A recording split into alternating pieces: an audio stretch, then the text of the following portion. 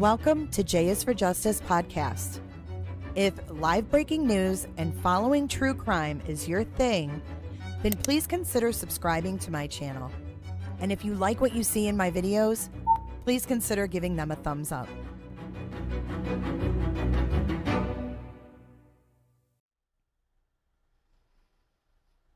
Hey, what's up, people?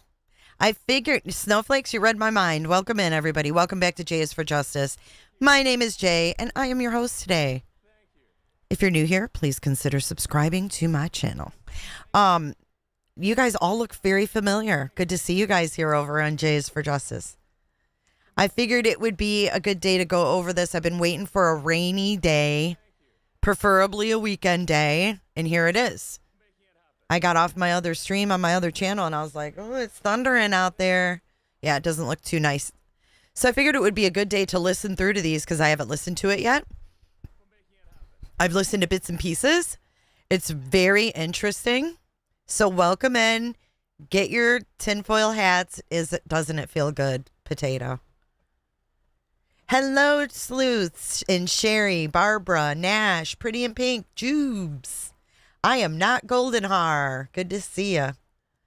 Barbara B, CJ, Snowflakes, Maggie Marie, Rhonda G. Come on in. I've got 5 more memberships to give away. Let me do that because you know what? I had 10 this whole month. I didn't give away any of them. Let me open that up and give away 10 MOA before we begin. So what they do is they go over, they actually have actual witnesses who were alive at that time testifying. It's super interesting. True Love has 4 paws. Good to see you, Evelyn. Patriot Ginger. Sarah. Okay, here's 5 more memberships. Here you go. Let's see who gets them. You studied the Kennedy assassination for decades. Awesome. Nash, Sheba. Oh, no, not Nash. Sheba, Jed, Mish, Izzle, Auntie, Sherry, and Bama. Welcome in. Welcome in. You saw the one with the doctors and the nurses. Did you see the one where they talked about that his brain is missing? That Kennedy's brain is missing? They replaced the brain? Let's get to it. Hi, Diana. Here we go, guys. The task force on the declassification of I put one of those things on my wish list for when we cover Koberger. It's the gavel. It's got like the wood bottom, and I figure when we start every day for court, I can go, court is in session. The task force on the declassification of federal secrets will come to order. Welcome, everyone. I request unanimous consent that Mr. Biggs of Arizona and Mr. Ogles of Tennessee are waived on into this hearing for purpose of questioning. Without objection, so ordered. Further, without objection, the chair may declare a recess at any time. Pursuant to the House rules and regulations for the remote participation of committee witnesses, I ask unanimous consent to enter into the record a letter from Chairman Comer to Majority Leader Scalise requesting Mr. Bolden testify removed, and a letter from Scalise granting this request. Without objection, so ordered. I now recognize myself for the purpose of making an opening statement. Yes. Good afternoon, everyone, and thank you for being here today. I wanted to thank our witnesses, especially those who have traveled far to be here. Over the last 60 years, in the past 60 years, on a crowded street in Dallas, Texas, the President of the United States was assassinated in front of a horrified crowd, his Secret Service protection, and his wife. The death of President Kennedy was a monumentous and tragic day for the entire nation as well as the Kennedy family. The country has never been the same since. Compounding that tragedy, however, has been the over 60 years of half-truths, deception, and outright lies that the federal government has offered regarding the details of that day and the events surrounding it. I want to thank the National Archives for their cooperation with this task force. The archives have provided these posters behind us that were allegedly produced for the CIA to show President Johnson on the days following the assassination. They are, of course, images of the Zapruder film that Americans have come to know as capturing the final moments of President Kennedy's life. But Americans have come to understand about the assassination of President Kennedy has mostly been controlled and filtered through the assent and watchful gaze of federal agencies who have often resisted efforts to reveal the truth. They have done this at best because of their own embarrassment about their failures to protect President Kennedy that day. At worst, they have resisted for more nefarious reasons, such as failing to acknowledge the extent of power and reach that the CIA in the 1960s had and beyond, to the point of deceiving even the United States Congress. That is why we are here today. That's messed We are up. here to listen to the witnesses who have waited, in some cases, decades to tell their story. Okay, I'm going to stop right here for a second. Do you guys think, though, that the CIA is still doing this stuff? I mean, who's touching the CIA? You're awesome. Thank you for subscribing, Babushka Lady. But who's monitoring the CIA to make sure they're not doing the same thing right now? Like, how do we know they're not fooling Congress right now? I think they are. And then after we're dead and gone, it'll come out. And we'll have young people doing the same thing. It probably is going to just be in cycles, right? Stories. I want to be clear, the Task Force on Declassification of Federal Secrets is not here to provide the definitive account of what happened on November 22nd, 1963. Someone just cracked Instead, a the Coke task Zero. force is meant to root out the hidden pockets of federal government that has for too long remained in the shadows of our reach, out of our reach for even good Lucia. faith investigators to reach. I also want to thank President Trump for committing to the principles of transparency and holding the government accountable to the people. His executive order regarding the declassification of documents related to the assassination of President Kennedy, Senator Robert F. Kennedy, and Dr. Martin Luther King Jr. is a step forward in the right direction. The job of the task force is to ensure that the federal agencies follow that order, because in the past, a president's order for transparency has not always been heeded by the most secretive portions of our government. The objective of this task force is not to indulge in conspiracy theories, but to push forward the release of information so these theories can be put to bed and so the American people can finally have truth. Yeah, after the American people were gaslit for how many decades? Called conspiracy theorists, tinfoil hat nut jobs. There's Culks. What's up, Shane? Good to see you on this rainy Florida Sunday afternoon. Bush Does the federal agency Bush Sr. became the head of the CIA. Not at that time. Was he at that time? Juju, you might be right. Let me see. that lack transparency for 60 years that have led to the people's distrust in their government, and it's time to restore that. I would also like to provide, for those who have been closely following this, to include researchers an update on several Alan documents Dulles. that are outstanding. Alan to date, the Joe Dulles. Needy's files has not been. Alan Dulles. During John F. Kennedy's presidency, the CIA was initially headed by Alan Dulles until his resignation following the Bay of Pigs invasion. After Dulles' departure, John McCone became the director of Central Intelligence.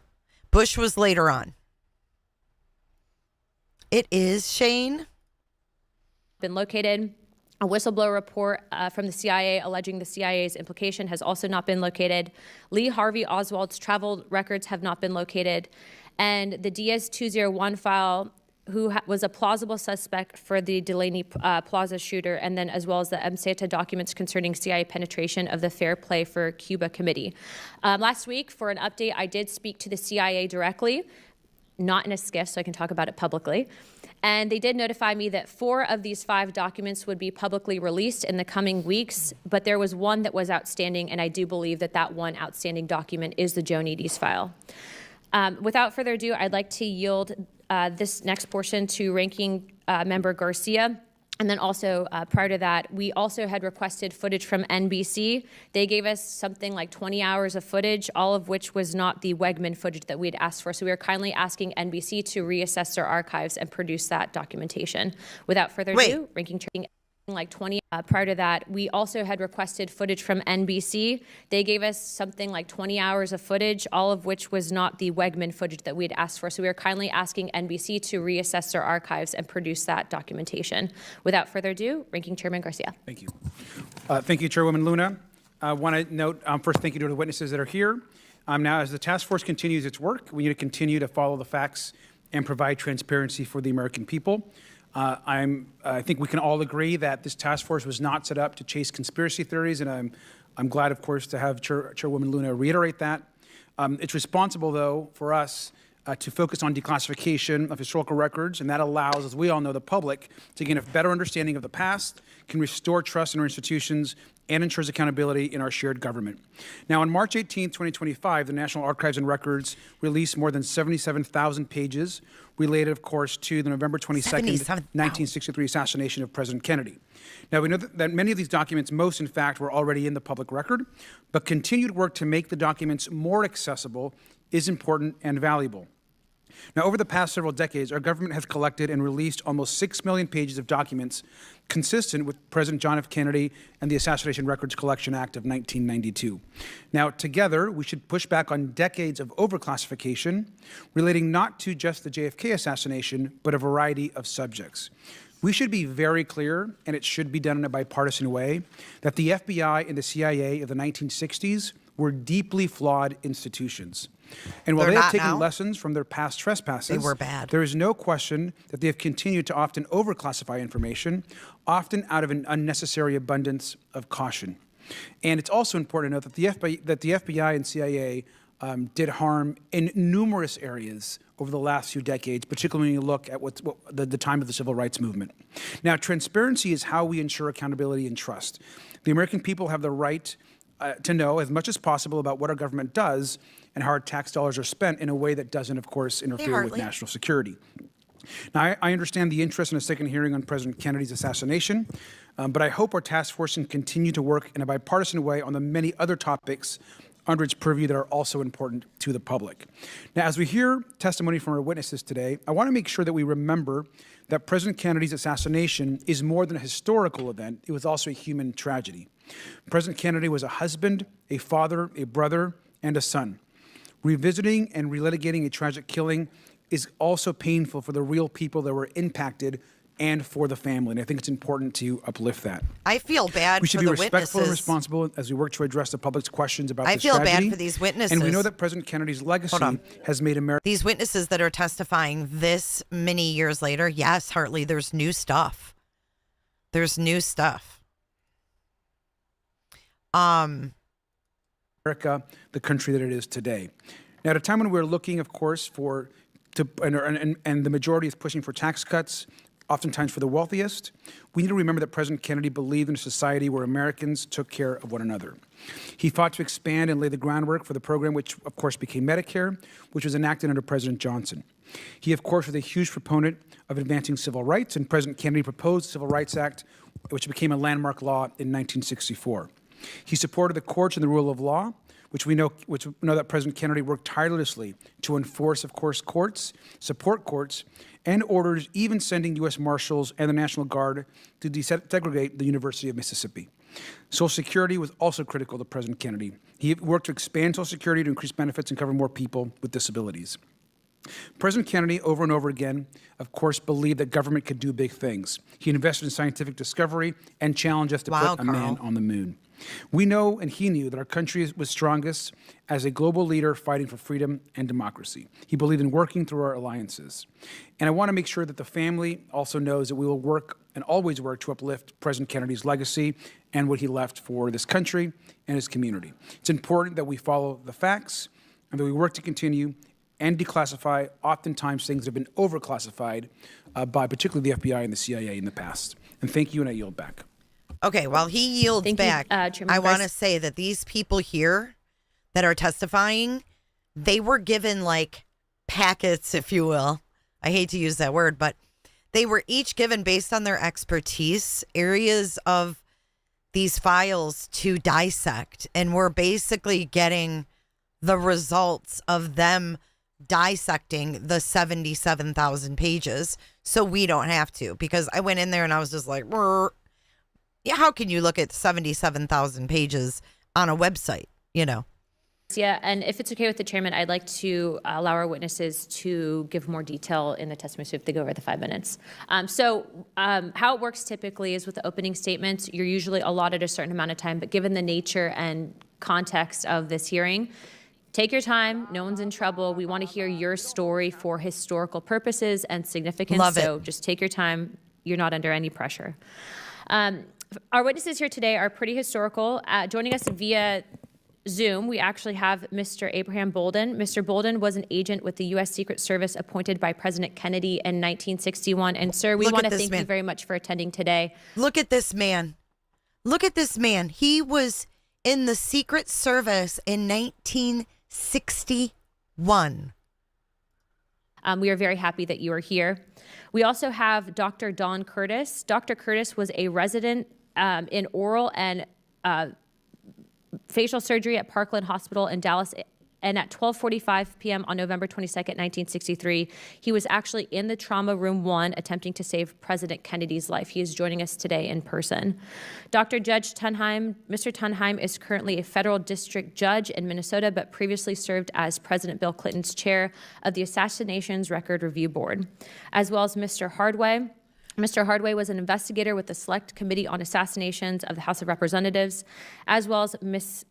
Douglas Horn. Mr. Horn was a staff at the Assassination Record Review Board, and then as well as Miss Alexis Koo. Ms. Koo is a presidential historian and senior fellow at New America. Pursuant to the Committee on Oversight and Government Reform Rule 9, the witnesses will please stand and raise your right hand.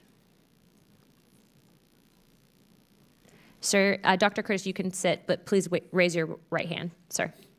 Yeah. These men are old, y'all. Do He's you a solemnly sweetheart. swear and affirm that the testimony that you are Dr. about Curtis. to give is the truth, the whole truth, and nothing but the truth, so help you God? Thank you. Let the record show that the witnesses have answered in the affirmative. The task force certainly appreciates you for being here today, and we look forward to hearing your testimony. Let me remind you and the witnesses that we have read your written statements and that they will appear in record in full.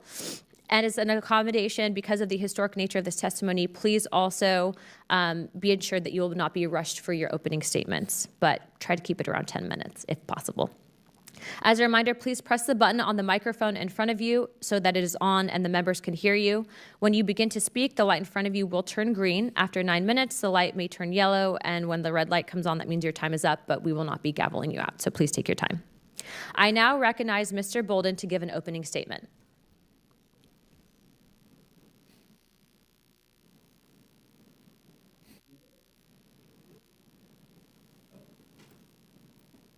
Poor guy. Sir, we can't hear you. Is your microphone on? This is because our government had to lie, right? The mic's not even on. Hold on. Hold, please. We still can't hear him. Hold, please. Okay, we are going to move to Dr. Curtis while you guys work through the mic issue, but Mr. Bolden, please be assured we will be coming back to you. So we'll just pass. We will be coming back, though. Poor guy. Dr. Curtis, if you can.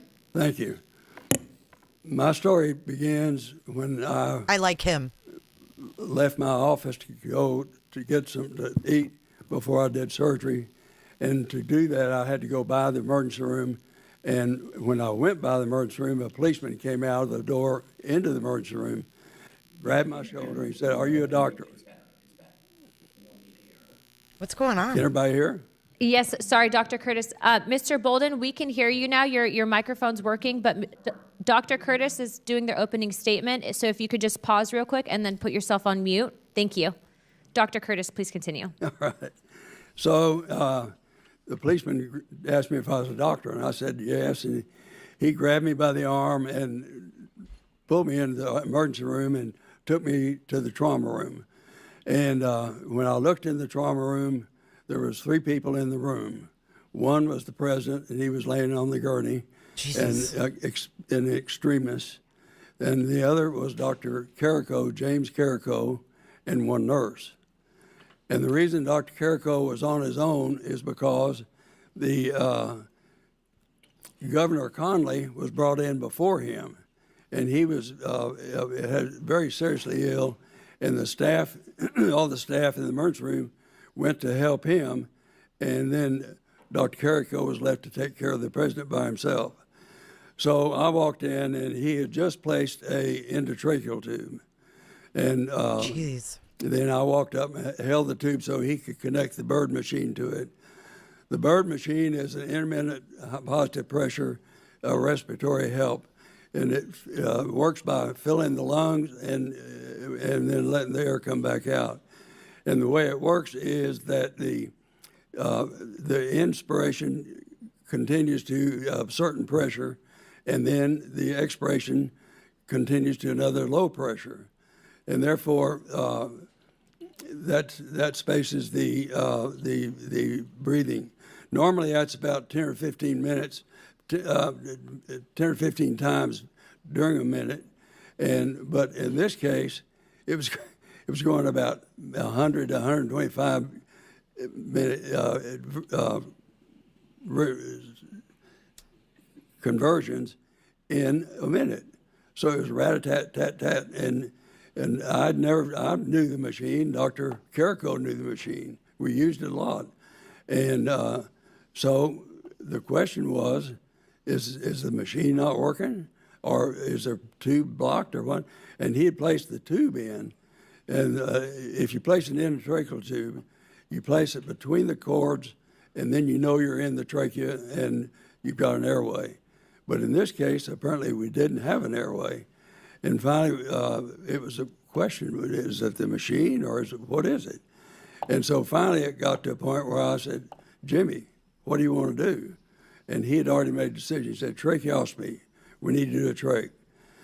So if there was going to be a trach, well, I knew the shirt would be in the way. So I moved around to take the shirt off, and the nurse was way ahead of me with her scissors. We took the shirt off, and in the meantime, Dr. Malcolm Perry came in, and he was on the medical staff. He's a professor in the medical school, senior to Dr. Carrico, so he decided to do the tracheostomy. And then Dr. Carrico said to me, Don, why don't you go ahead and do a cut down on that left leg? And so I went and did that. A cut down is a very small operation, but it is a very important thing to do. The reason for doing it is that most people come in to the emergency room as be bled out, where their blood volume is low. And if the blood volume is low, well, then the heart doesn't have anything to pump, and that is a cause of death. Well, if you can replenish the blood volume quickly, well, then that causes a better chance of survival. So the cut down is to put a catheter in a vein so that you can get the fluid in faster. And the operation is to make an incision across the front of the shin and dissect out the saphenous vein, which is a large vein that goes right up the front of the leg. Put a catheter, make a little hole in the catheter, put the catheter in that, and then put a stitch around the vein to close it off and hold the catheter in place. The nurse at the meantime has the bag hanging with IV fluid in 500 cc's in a collar that she can pump up, and when she does that, well, it forces the fluid into the vein, and so that's what I did. Then, after I did that, then Dr. Perry had already completed the tracheostomy, and I was looked up, and then the president heart had stopped or it wasn't running. They put a monitor on the president, found out his heart was not bleeding, and so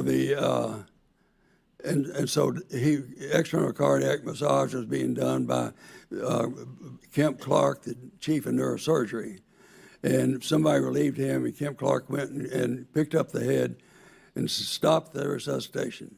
This wound is not compatible with life. You got dead quiet. Nobody knew what to say. Nobody said anything for the longest time. Then he said, okay. And he looked at, by that time, the chiefs of all the surgical services were against the wall across the room from me, and all in white coats, and they had responded to the call that they needed help. And so he said, pointed them out, I need to tell each of you individually what the wound is, so that you can say that later on. And then he described the wound as about a 3 or 4 inch hole in the posterior cranium. And then there's a bullet hole in the right temple. So he described it that the bullet came through the temple into the cranial vault, created a huge pressure in the cranial vault, and when the bullet finally tumbled into the posterior wall, it blew it out. And he explained all that individually to these 5 doctors, 7 doctors. And those doctors knew what was happening and what happened to the president and the wound that killed him. And they never were called by the Warren Commission. So that didn't work. And so after that, I stood there and I couldn't leave because Mrs. Kennedy was to my right and I couldn't get past her. So I had to just stay there for a while. But then eventually everybody left and I went around to look at the wound and I couldn't see it was laying on the pillow, but I could see where it was. Then I left there and went into an adjacent room. The X-ray waiting room was a large room. And right in the middle of the room was Lyndon Johnson. And he was telling people to go talk on the phone. And he was, obviously, he'd set the government up and he had taken control. And then I looked around and I couldn't see a single person I thought looked like Secret Service. I couldn't see any weapons that were protecting him. And so I was a little uncomfortable being there myself, because at that time we had no idea what was going on with our government. We didn't know if the government would be intact or not. But it made me feel good to know that he was right in the middle of the room and he was the president. He was absolutely fearless. Then I wondered, why is he so absolutely fearless? I mean, because if it's a coup, he'd be the next one to go. So with that, I left, and that's what I learned in the trauma room. Then later, we found out that the residents and interns should not talk to each other about this, and so we didn't. He was a resident doctor. Dr. Carrico and I would have lunch together many times, often just him and me, and we never mentioned it to each other. And so one thing I'd like to get started today is that the magic bullet was a product of the Warren Commission that doesn't make any sense. And I can go through these bullets that fell on the, but I think I'm out of town.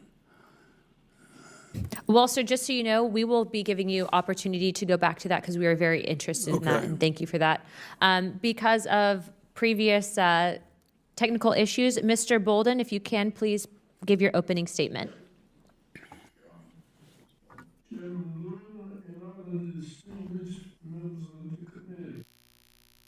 This is horrible.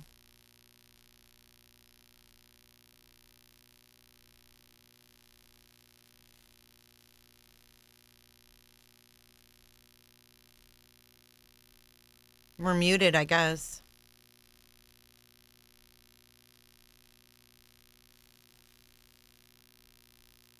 Can you imagine? I know, being a resident and then having the president's wife next to you. He's on the gurney like that. Ugh. Do they know they can't hear him? His whole testimony's like this? Are you kidding me? I'm skipping forward. Wow. No one can even hear him.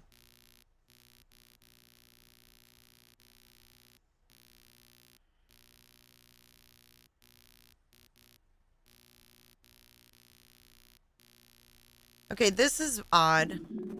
Okay, now we have sound.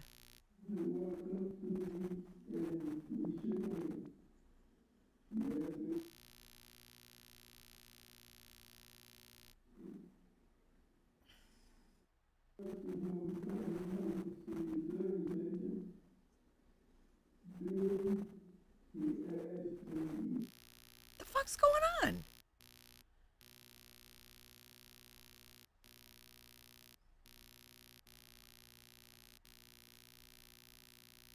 there's no captions because he's muted. There's no captions because they have the man muted. All you hear is feedback. He's talking.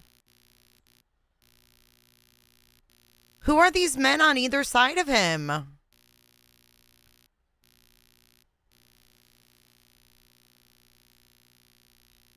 I mean, that's that man's like family photos behind him and stuff.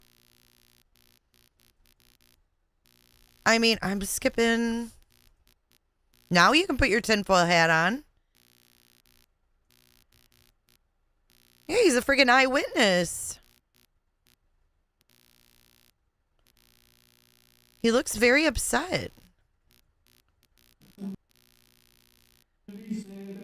Look, he pops in and then he's out again. Listen.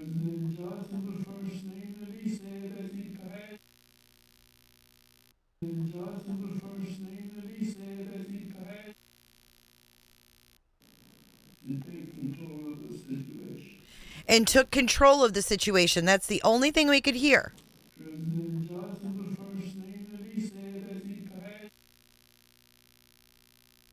Look at, and then it's gone again. Can you guys hear the feedback? Like the... Yeah, you can.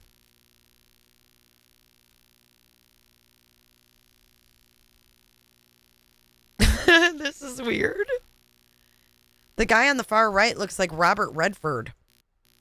Who are these?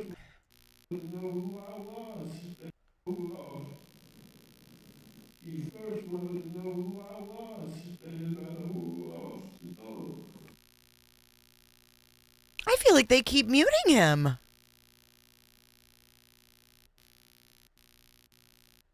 I don't like the guy on the right's shifty eyes, if I'm being honest.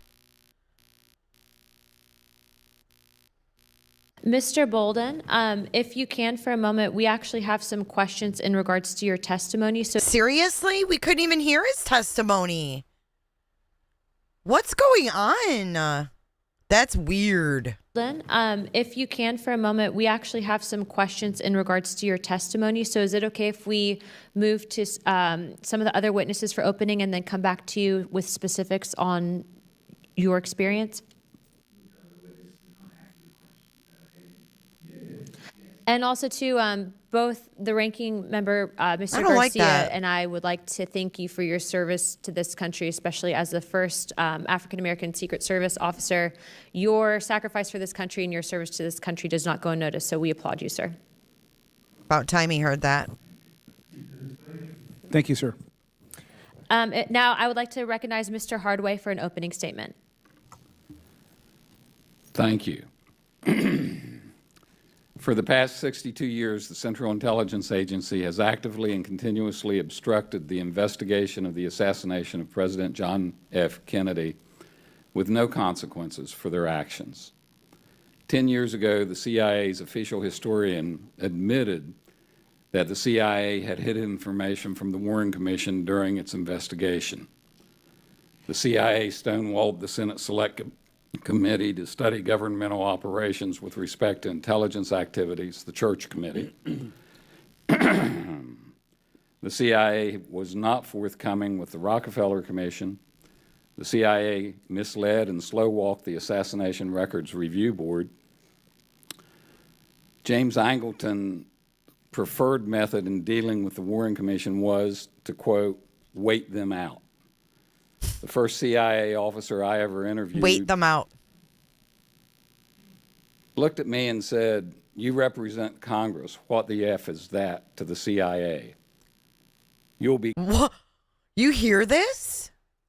To say this isn't still going on today, I call bullshit. The first CIA officer he ever interviewed. Listen. To, quote, wait them out. Wait. The first CIA officer I ever interviewed looked at me and said, "You represent Congress. What the F is that to the CIA? You'll be gone in 2 years, and we'll still be here." In 1978, Yikes. the CIA ran an illegal domestic covert operation involving an undercover officer to subvert and obstruct the House Select Committee on Assassinations. Wait, 1978. Who was the head of the FBI then? Was it Bush Sr. in 1978? Obstructing the House Select Committee? Bring his ass in. Where's he? Hold him accountable with his old ass. I don't care. Wow, 1978 even. Wait him out. That officer served undercover. That terminology is the terminology the CIA used to describe his assignment working with the Select Committee in a statement that their representative made under penalties of perjury in a lawsuit in 2005. I personally experienced the CIA's obstruction of the HSC investigation and can testify firsthand about what happened. In 1977 and 1978, I was employed as a researcher by the Select Committee, and I have submitted a detailed 17-page description of what happened then and since then, which I hope you will read.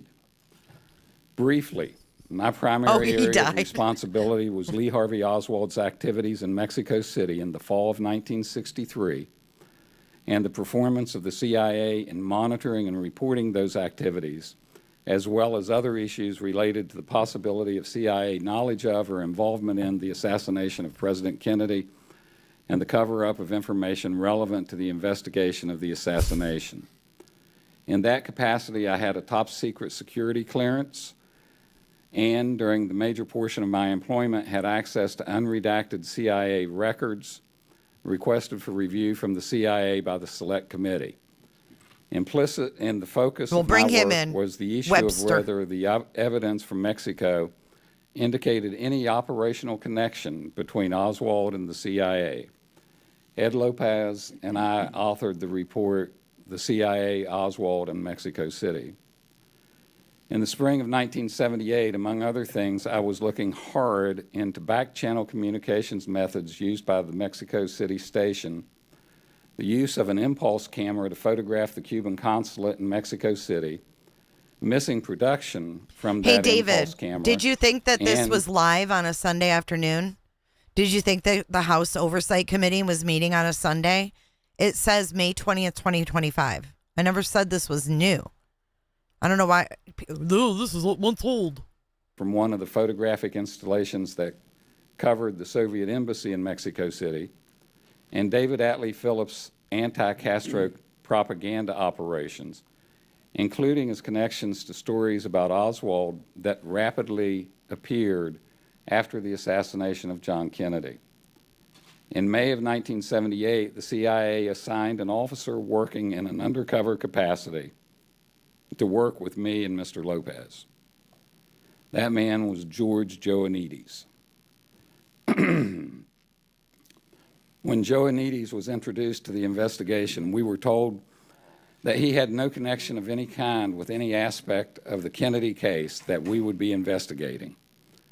In addition to that, the CIA assured us that they had no working relationship with an anti-Castro Cuban group known as DRE. DRE. They had no relationship with the DRE when representatives of that group had an encounter with Oswald in the summer of 1963, which they turned into quite a propaganda coup. The DRE was responsible for the first ever conspiracy theory about the assassination when the day after the assassination they published in their newspaper the story about Oswald's pro-Castro activities in New Orleans and proposed that Castro was behind the assassination, a story that was picked up the next day by the Washington Post and the Miami Herald. Thanks to the work of the Assassination Records Review Board, though, we now know that not only was DRE still a CIA operation all the way through 1963 and all the way up to April 1964, its controlling case officer, who oversaw the activities of the DRE and directed the DRE's activities, was no one other than George Joanides. I believe we were close to some major discoveries in 1978. And then the CIA ran an undercover operation against us. They assigned us a man who knew exactly how to keep us from finding what we were looking for. And he proceeded to do just that. Reasonable inferences may be drawn about what they did not want us to find from the substantial circumstantial evidence that has come to light by our efforts and those of the Assassination Records Review Board and the journalist Jefferson Morley. I am a witness to these events. As such, I have a civic duty to testify. I wish I were just here. Actually, I wish I weren't here. But I wish I were just here to talk about a cover-up. But I'm not. I'm here to talk about a CIA covert operation directed against the Select Committee on Assassinations that was illegal and a violation of the CIA's charter, as well as being a felonious obstruction of a congressional investigation. That operation was and continues to be successful. Despite our testimony, and by that I mean mine, Ed Lopez's, and G. Robert Blakey's, and the clear record, no one has ever done anything about it. I have copies of the sworn testimony and exhibits of all three of us in D.C. District Court Case number 17 CV 1433. I have those records with me if any of the members of this task force would like to see them. The question for this task force is whether anyone in this new generation of leaders has the backbone, the courage, the gumption to try to do something even at this late date. It's easy to admit and air the sins of our ancestors. It is much harder to admit that we build their tombs and endorse their actions by our inaction. I'm here to testify again, which is all that I can do.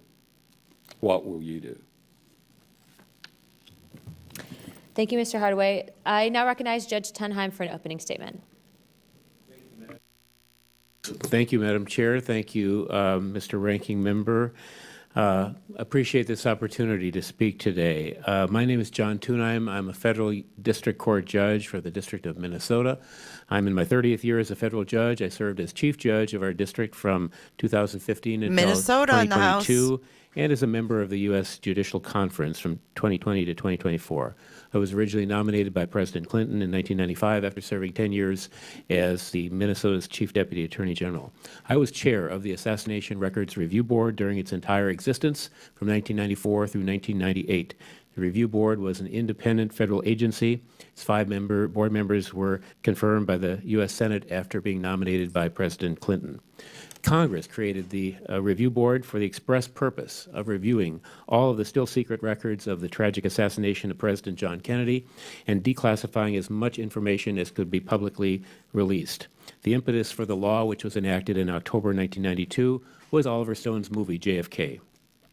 The President John F. Kennedy Assassination Records Collection Act of 1992 provided for a 5-member decision-making board, which would make decisions on agency-requested redactions from classified documents. Wait, am I understanding this correctly? They opened this in the early 90s so someone could make a movie? Am I understanding that correctly or incorrectly? Did he just say that? The records were opened for Oliver Stone to make a movie? No one could get him prior to 92, but Oliver Stone could? Oh, after the movie. Okay. Which would make decisions on agency-requested redactions from classified documents. We had boards. The impetus for the law, which was enacted in October 1992, was Oliver Stone's movie JFK. The President John F. Kennedy Assassination. Oh, so the movie made the interest, right? Records Collection Act of 1992 provided for a 5-member decision-making board, which would make decisions on agency-requested redactions from classified documents. We had declassification authority. The first time and maybe the only time an outside group had that authority. The board members were, by law, to be recommended for appointment by professional organizations. 2 National Historical Associations, an Archivists Association, and the American Bar Association. Besides me, the members included a renowned provost from a major university, later university president, 2 distinguished history professors, and a senior archivist at Princeton. We were confirmed in 1994 and began our work with no appropriation or offices. We worked out of the National Archives for a time until I was able to secure some funding from the White House to get us started before Congress could provide an appropriation. The agency's presentation of records was seriously delayed because of the delay in the appointments. We were ready to begin review with our staff by early 1995. The statute did not require us to reach any conclusions about prior investigations or what. Yeah, if you're just joining, this is the House Oversight Committee on the JFK files, and we're going to hear about some of the things that were hidden that this Oversight Committee, who obviously I think they've been doing this for 30 years now or something like that, have uncovered. What happened on November 22nd. Rather, our task was to conduct a wide-ranging Carl, search what's for that? records to create the largest possible collection of assassination-related records as open to the public as possible. The goal was to allow the interested public to make up their own minds about what happened, and based on an open and transparent and complete record. The congressional mandate, and this is important, it stated that the records relating to the assassination would, quote, carry a presumption of immediate disclosure. And, quote, only in the rarest of cases is there any legitimate need for continued protection. This is Congress in 1992. Congress defined the term assassination records broadly and indicated that the review board could further define the term assassination record, which we did. So in June of 1995, our definition was that any record that was reasonably related to the assassination would be an assassination record subject to the board's jurisdiction. And we included all records collected by government agencies in conjunction with any investigation or analysis of or inquiry into the assassination of President Kennedy. We developed detailed guidelines for agencies to follow, and agencies did have the right to appeal our decisions directly to the president. We were authorized to redact words. We did not ever redact entire documents. That the agency proved by clear and convincing evidence, that was a standard, that the harm of disclosure outweighed the public interest in the document in 4 categories: national security, intelligence gathering methods, personal privacy, or methods of protecting the president. That was it. We held many public hearings, experts conferences around the country in addition to our private meetings to discuss our decision-making. We also tried to clarify unclear evidence where we could, digitalizing autopsy materials and analyzing them and deposing the autopsy physicians. We also gathered artifacts, including photographs and film, clothing, and other artifacts. We had limited time to do our work, which was not enough time. We were granted just 1 more year by Congress, so we had a total of 3 years. We began to lose staff as we approached the end of our mandate. In all, the board issued over 27,000 individual rulings. These were decisions on requests by agencies to protect information. Most redacted information had release dates attached to them. We made it easy for the researchers to determine whether a redacted name appeared in different locations so that they would know it was the same person. There were a further 33,000 consent releases, which essentially means that the agency saw the handwriting on the wall and released the documents directly since we were likely to order release. When we finished, there were nearly 5 million pages at the National Archives. Jesus. We made the decision early that we would not protect any information directly related to the assassination because of the high level of public interest.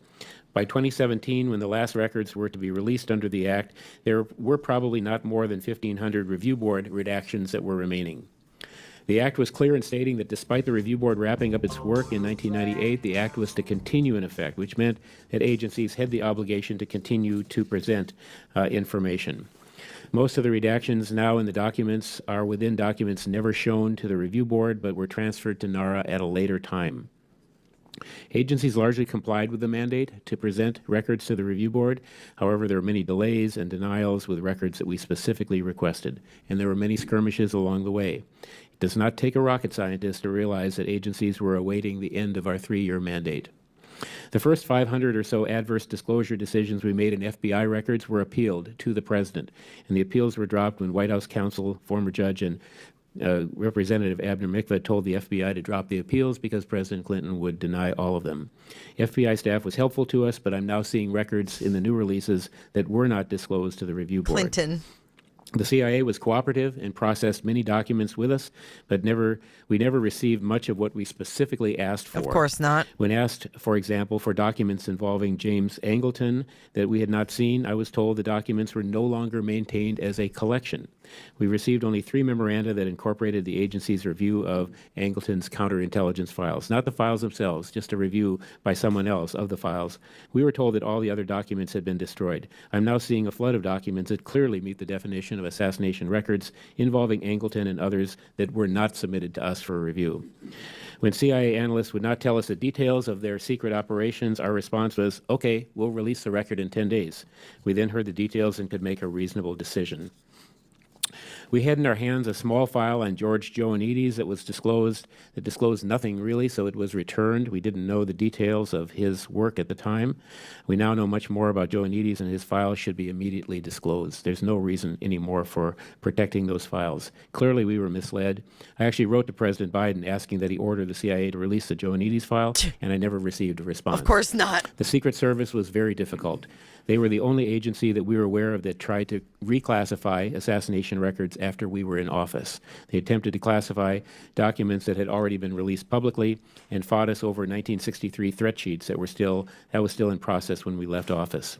The Department of State they released records in their possession. When we negotiated with Russian officials over the Oswald files in Moscow, they did not lift a finger to help us, not even allowing us access to the United States Embassy. When we tried to get access to Belarusian records on Oswald, they did not help. When we planned meetings with Mexican and Cuban officials, they stopped us from direct contacts. The act specifically required the Department of State to help us find foreign records. The National Archives was very helpful to us when we did our work. A very dedicated staff member, Stephen Tilley, was instrumental in getting our work done. But since we left office, I've been disappointed the Archives has not devoted more personnel to the records. We had planned that the Archives would continue our work to the extent possible. For the most part, that has not happened, and the agency has never been in contact with me. So there are other files that should be released. We came close to an agreement to copy the entire KGB file on Lee Harvey Oswald that is maintained in Minsk, Belarus. Last-minute disputes prevented the agreement from moving forward. Copies of the files are in Moscow. I This just have is a little bit more crazy. here. We were particularly interested in the files of Walter Sheridan, an investigator for Robert Kennedy. When we took office, he removed the files from the Kennedy Library where we had access to them and gave them to NBC for safekeeping. What? I don't think those files have been released. Wait, what? The William Manchester taped interviews of Jack Wait a minute. took office, he removed the files from the Kennedy are in Moscow. I just have a little bit more here. We were particularly interested in the files of Walter Sheridan, an investigator for Robert Kennedy. When we took office, he removed the files from the Kennedy Library where we had access to them and gave them to NBC for safekeeping. Gave them to NBC for safekeeping? And now NBC won't give up what they've asked for. That's why we heard her say, we're asking NBC to release what we're asking for. What? Has not happened, and the agency has never been in contact with me. So there are other files that should be released. We came close to an agreement to copy the entire KGB file on Lee Harvey Oswald that is maintained in Minsk, Belarus. Last-minute disputes prevented the agreement from moving forward. Copies of the files are in Moscow. I just have a little bit more here. We were particularly interested in the files of Walter Sheridan, an investigator for Robert Kennedy. When we took office, he removed the files from the Kennedy Library where we had access to them and gave them to NBC for safekeeping. I don't think those files have been released. What? Oh, that is wild. The William Manchester taped interviews of Jacqueline and Robert Kennedy are protected by a 1967 legal agreement, now controlled by Caroline Kennedy. We encouraged her to release the files, and she finally responded in August 1998 that she would not agree to their release or even let us listen to the recordings. What? Why wouldn't Carolyn Kennedy let them listen to the recordings?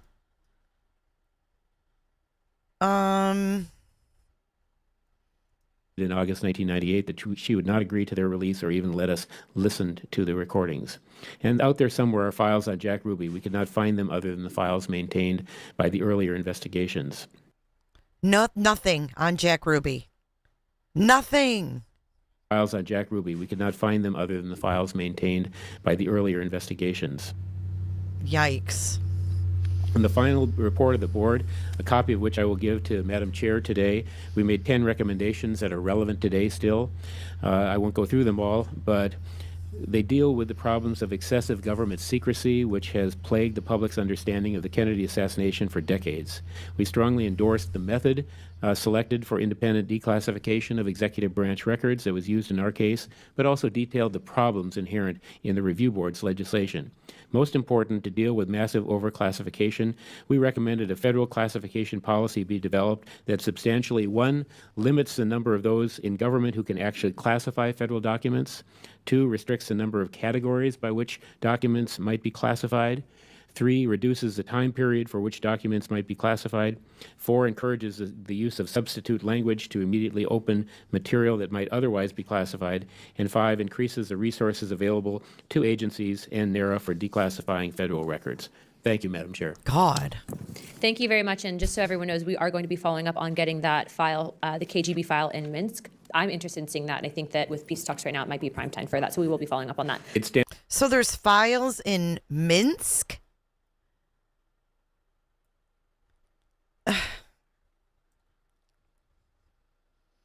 So they're following up on getting the entire KGB file. In Minsk. I'm interested in seeing that, and I think that with peace talks right now, it might be prime time for that. So we will be following up on that. It stands about 5 feet high. It's a lot of records. Well, we might have to bring you back out of retirement, what you're currently doing, and have you help go through with that. I'd like to now recognize Mr. Horn for an opening statement. Chairwoman Luna, Ranking Member Garcia, and members of the committee, thank you for the invitation to appear and testify today. I served on the staff of the President John F. Kennedy Assassination Records Review Board for the final 3 years of its 4-year lifespan, from August of 1995 through September of 1998. I was hired as a senior analyst on the military records team and was promoted early in 1997 to head the military records team, serving as chief analyst for military records until the ARRB shut down on September 30th, 1998. During my time on the staff, in addition to securing the declassification and public release of military records related to Cuba and Vietnam It's in Russia. I was privileged to work extensively in the medical evidence arena and to serve as the review board's point man on issues related to the Zapruder film of President Kennedy's assassination. Although the review board was not empowered to reinvestigate the assassination or generate conclusions or findings of fact, the board did choose to attempt to clarify the record of certain aspects of the assassination by taking the depositions of 10 persons who participated in or who were present at the autopsy on President John F. Kennedy, and by later taking one additional joint deposition of 5 of the Dallas treating physicians. I served as the principal research assistant to the review board's general counsel, Jeremy Gunn, in preparing for and conducting our 10 depositions of the participants and witnesses to JFK's autopsy, and was present at all 10 of those depositions. The sworn testimony of our 10 deponents, as well as numerous written interview reports of additional unsworn medical witnesses, were all deposited in the National Archives in the JFK Records Collection without comment or endorsement. In subsequent years, I wrote a 5-volume memoir about my own personal conclusions regarding the medical evidence and explained the substantial ways in which the work of the ARRB staff significantly enhanced the totality of the medical evidence and our understanding of how President Kennedy was killed. Some outstanding questions were resolved, but many other questions were raised by the information we gathered, questions that remain unresolved today. And this is the heart of my oral testimony here. Hey, Boston. Many Americans remain troubled today by the many conflicts within the JFK medical evidence and what they might mean, and they remain unsatisfied with the official conclusions offered up by both the Warren Commission in 1964 and the Forensic Pathology Panel in 1979. Based on my work as an analyst at the ARRB and as an independent researcher, I have concluded that there are ample reasons for the disquiet of so many of the American people, to wit, first, 8 different sets of photographs, known with confidence to have been taken during the autopsy on JFK, are not in the official collection today and never have been. Did you hear that? This is very important. Thank you, Sherry, for 16 months. Listen to that again. For the disquiet of so many of the American people. Hey, Miss to wit, Nightbot. First, 8 different sets of photographs, known with confidence to have been taken during the autopsy on JFK, are not in the official collection today and never have been. Some autopsy photos in the official collection at the National Archives are in gross disagreement with the head and neck wounds universally observed on November 22nd, 1963 by the treating physicians at Parkland Hospital, which they recorded in precise detail in their treatment notes that day and in their subsequent 1964 testimony. At least 2 and possibly 3 JFK skull x-rays exposed at Bethesda Naval Hospital are missing today and have never been in the official collection. Okay, wait. The science of optical... Hold on. I think I have him sped up. He's really important. Listen to this part again. He spits out a lot of stuff. Exposed at Bethesda Naval Hospital, 1964. Listen to this. Testimony. At least 2 and possibly 3 JFK skull x-rays exposed at Bethesda Naval Hospital are missing today and have never been in the official collection. X-rays.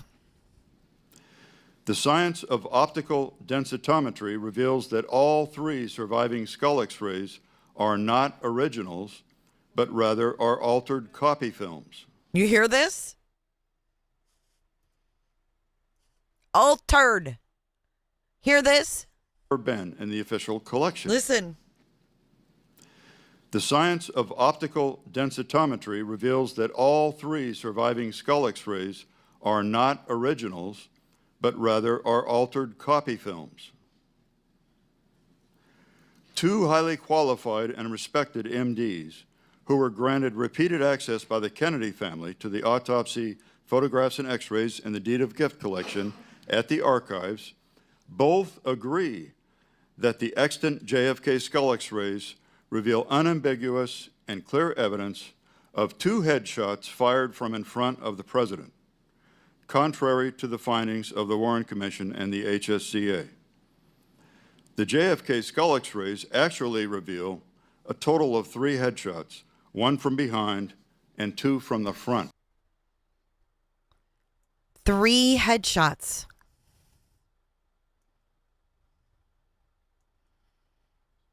Reveal unambiguous and clear evidence of 2 headshots fired from in front of the president, contrary to the findings of the Warren Commission and the HSCA. The JFK skull x-rays actually reveal a total of 3 headshots, 1 from behind and 2 from the front. The so-called Harper fragment of skull bone, a crucial item of evidence signed for by the president's military physician and photographed and x-rayed by the FBI, has been missing since late in 1963. The FBI for by the Harper fragment of skull bone, a crucial item of evidence signed for by the president's military physician and photographed and x-rayed by the FBI, has been missing since late in 1963. They get to that, Dr. Melmo. They have a picture. They have the brain thing too. Many bullet fragments Hear that? known to have been removed Right here. from President Kennedy's body at Bethesda Naval Hospital were never placed into the official record. There you go. Right there.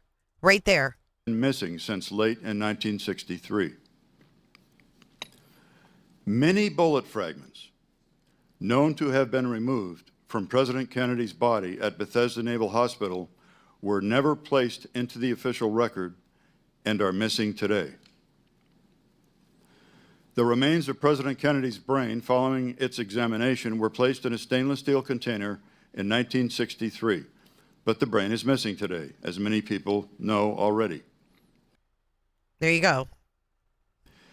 That stainless steel container and an original signed autopsy report were among materials transferred from the Secret Service to Senator Robert F. Kennedy in April of 1965. Those materials and others were not among the materials returned to the U.S. government by RFK on October 31st, 1966, via a deed of gift to the National Archives. The Kennedy family attorney, Burke Marshall, told the HSCA that Robert F. Kennedy had made those materials permanently inaccessible without providing details. Okay, so that's not stealing. He's not deliberately giving them up, but not giving any details as to why. The 14 brain photographs in the National Archives today cannot be and are not photographs of John F. Kennedy's brain. There you go. There you go. The 14 brain photographs in the National Archives today cannot be and are not photographs of John F. Kennedy's brain. They have been impugned by the official photographer at the brain examination and by one of the FBI agents present at JFK's autopsy. The chain of custody of President Kennedy's body prior to the start of the autopsy, shortly after 8 p.m. on November 22, 1963, clearly appears to have been broken, casting even more doubt upon the reliability of the official autopsy report. And finally, Navy pathologists arrived at 4 sets of differing conclusions about President Kennedy's wounds and how he died within the 2 weeks after his death. The official autopsy report that is now in the National Archives represents only the 4th and final set of conclusions. This fact, perhaps more than any of the others above, is patently unacceptable in the nation that prides itself as the world's greatest democracy. Moving on to a new subject. The existing deed of gift, dated October 29, 1966, that sets severe restrictions upon who can view the JFK autopsy materials and how they can be used, needs to be re-examined and lifted. It has resulted in de facto suppression of these materials. Only by having free and unlimited access to the autopsy photographs and skull x-rays. Yeah, I can go back for sure. Let's listen to that part again. Kennedy had made those materials stainless steel. Here we go. And x-rayed by the FBI has been missing since late in 1963. Many bullet fragments known to have been removed from President Kennedy's body at Bethesda Naval Hospital were never placed into the official record and are missing today. The remains of President Kennedy's brain following its examination were placed in a stainless steel container in 1963, but the brain is missing today, as many people know already. That stainless steel container and an original signed autopsy report were among materials transferred from the Secret Service to Senator Robert F. Kennedy in April of 1965. Those materials and others were not among the materials returned to the U.S. government by RFK on October 31st, 1966, via a deed of gift to the National Archives.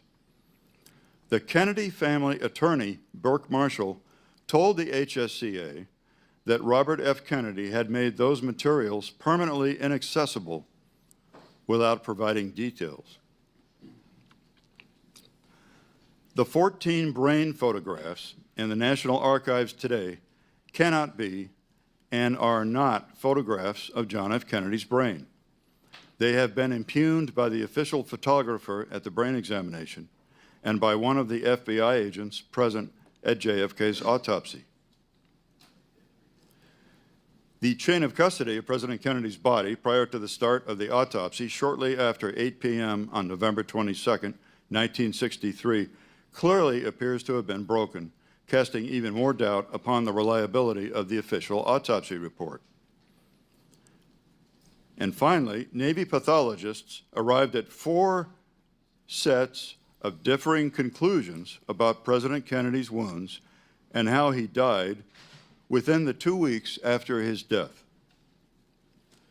The official autopsy report that is now in the National Archives represents only the 4th and final set of conclusions. This fact, perhaps more than any of the others above, is patently unacceptable in the nation that prides itself as the world's greatest democracy. Moving on to a new subject. The existing deed of gift, dated October 29, 1966, that sets severe restrictions upon who can view the JFK autopsy materials and how they can be used, needs to be re-examined and lifted. It has resulted in de facto suppression of these materials.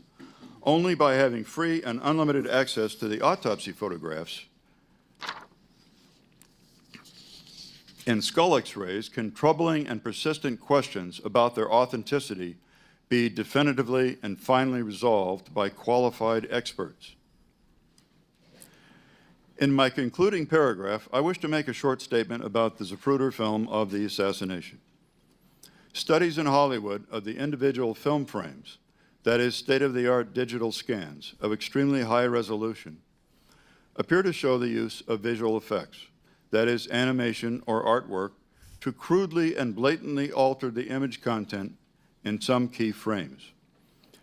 To state the problem simply, the digitized Zapruder film, studied by professionals in Hollywood, does not show the massive exit wound in the rear of the head seen at Parkland Hospital and by many witnesses at Bethesda during the autopsy, because it has been blacked out.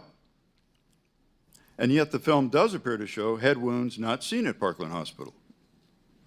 We now know that rather than spending the entire weekend following the assassination in Chicago at the Life printing plant, as was originally claimed, the Zapruder film actually spent most of the weekend in the custody of the CIA in Washington, D.C., and at Kodak's main research and development laboratory in Rochester, New York. Dang!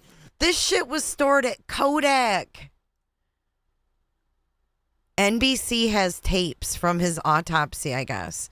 But what's the Zapruder film? As was originally claimed.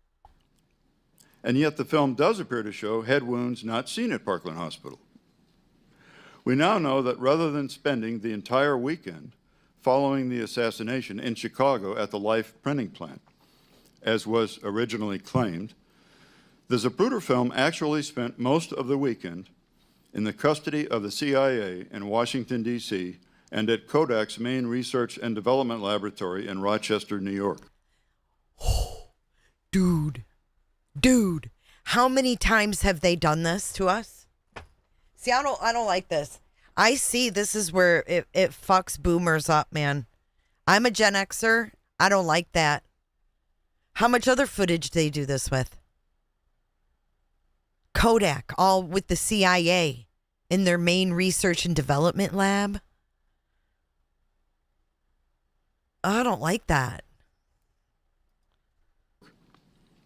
I don't like that at all. As was originally claimed, the Zapruder film actually spent most of the weekend in the custody of the CIA in Washington, D.C., and at Kodak's main research and development laboratory in Rochester, New York. The attitude of one National Archives official, expressed in writing circa 2009, was that they, quote, do not ever intend to take the film out of the freezer again, end quote. This decision should be overturned, and the so-called purported original film should be made available for appropriate inspection by qualified film professionals from the motion picture industry and academia, and by that I mean film schools, so that questions of authenticity can be definitively resolved. I've provided many additional details in my written testimony, and I request that they be included in the congressional record. Thank you very much. Thank you, Mr. Horn, and they will. Ms. Coe, if you can please provide opening statement. Thank you. Thank you, Madam Chair. Thank you, Ranking Member Garcia. It's an honor to address the committee today. Historians are time travelers. I was just in 1947 when John F. Kennedy began his first term in the House. And now I find myself here speaking to people who sit where he once sat, doing the kind of work he once did. During JFK's 11 years in Congress, he questioned everything, not to impress, but to understand. And he listened, he changed. And that took courage. Not the kind that earned him a Purple Heart in World War II. Political courage is slower, it's quieter, and it has the power to reshape a country. His public service deepened from there. He wrote a Pulitzer Prize-winning book, established the Peace Corps. He governed in the crucible of the Cold War, civil rights, and the space race. He made mistakes, and he learned from them. The Bay of Pigs taught him restraint, the value of failure, the strength in stepping back, and Americans noticed. By 1963, his approval rating peaked at 82%. None of that was inevitable. He chose discipline over drama, substance over show. And don't get me wrong, Jack Kennedy understood the power of media. He courted the press, he worked the spotlight, he shaped the moment, but only after he had done the work, after he'd earned it. And that's why his name endures as a standard of greatness. The JFK Library's Profiles in Courage Award carries that legacy forward. It's honored George H.W. Bush, the heroes of 9/11, and just last month, Mike Pence, for what history always notices, putting country first when it matters most. Of course, JFK wasn't perfect. I've never studied a saint, and I haven't met one either. I see Thanks, history's Regina. bold-faced names on their best days and on their worst. But complexity isn't a liability unless you're cherry-picking with an agenda. Which brings me to I love today's hearing. boomers. The title uses charged words, obstruction, obfuscation, deception. But in the 132 days since the JFK assassination records were released, not even conspiracy theorists can claim that it upended the Warren Commission. There is something unprecedented in these files, that is true. Unredacted Social Security numbers and private information of living Americans. I've never seen anything like it. And given that most quality control has been fired, like the State Department's Historical Advisory Committee, I'm afraid it will become the new normal. But as far as the files, no hidden truths, no real disclosures, no shocking revelations. This wasn't history disrupted, it was history remastered. A 60th anniversary re-release with better resolution, the same ending. And surely this resonates with a Congress that vigilantly protects its own records. You've preserved the right to classify your office's documents as private property. They will never be public if you don't want them to. I hope we can talk about public trust today and what happens and how this appears to fit into a larger pattern. The Kennedy Center is no longer bipartisan. The Rose Garden has been stripped of its historic character. U.S. aid was gutted. Taken together, it's hard not to see this as an attempt to reduce a consequential leader to a grotesque spectacle. His legacy defined Well, by because, how he died. okay, so Dr. Malmo, why does it matter if the CIA did it or not? Why should we care that there were two front shots? Okay, let's take Oklahoma City bombing, which happened, was a terrorist attack in our lifetime. Let's say that we find out that Tim McVeigh was a patsy, like Oswald, right? I think we'd all be stunned, right? And not what he did. On November 22nd, 1963, America lost John F. Kennedy, and with him, a sense of possibility. That's how I think of the archives, too. They are crammed with untold stories, ones we truly do not know about. What an opportunity for the president, by default, our historian-in-chief, and by great good luck, in office as America approaches its 250th anniversary. But instead, tragedy begets tragedy.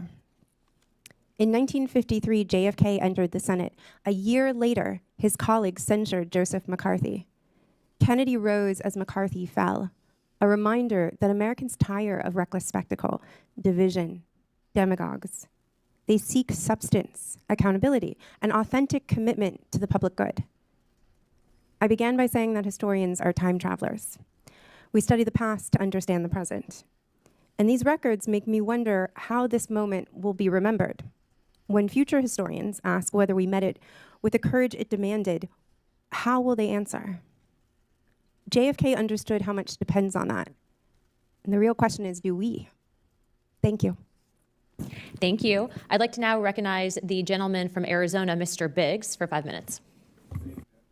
Thank you, Madam Chair, and I thank the witnesses and the panel for being here today. So I have questions, I think, for most of you, and I need a quick response if I can, but for me Mr. first, Biggs. I will ask, ultimately, of all of you, the question, why? Why did this move the way it There did? you go, So, why? Dr. Curtis, you observed the back of President Kennedy's head. You saw an exit wound. And you said that didn't align with the theory that Lee Harvey Oswald acted alone in shooting President Kennedy. Is that fair to say? I wish I could hear you. Oh, sorry. I'll speak up. right. I'll try to be louder. You indicated that you had no doubt that the wound that you observed to the back of President Kennedy's head was an exit gunshot wound. Is that fair? Yes. And you concluded after review, that it did not align, his wound did not align with the theory that Lee Harvey Oswald acted alone in shooting President Kennedy. Is that true? Yes. And I guess you struggle to this day to understand the Warren Commission's theory about the president's shooter and how it seems to have discord with what you actually observed that day. Is that fair to say? Yes. Thank you. Mr. Hardway.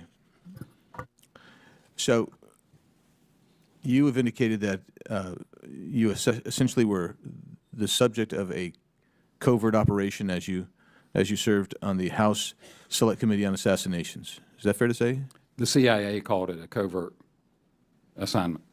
And that was from, and I can't get his, Mr. Joanides? Joanides, yes. Joanides. And you've called on the release of Mr. Joanides' file to the public. Is that fair to say? That's fair. And so I would actually echo that call to the chair.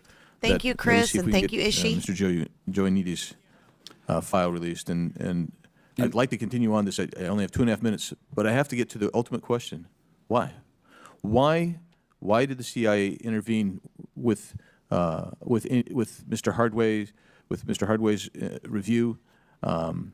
Why were documents altered? Why was the Zapruder film removed and not brought back in its original documented form? Why? And so I'm going to ask you, if you can answer that, you would probably solve what Ms. Coe referred to as trust. There is a massive amount of skepticism about our federal government, and I think you can directly trace it back to this event.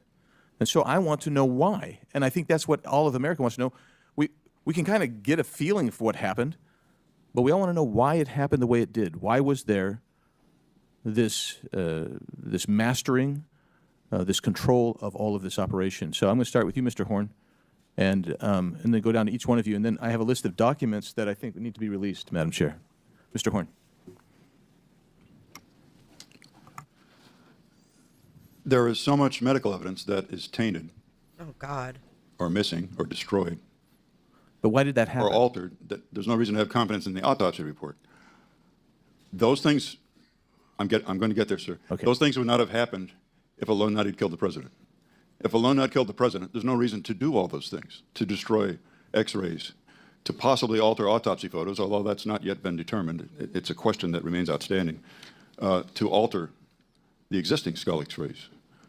So you don't do those things, and you don't change the autopsy conclusions 4 different times within 2 weeks after the president's death if a lone nut killed the president.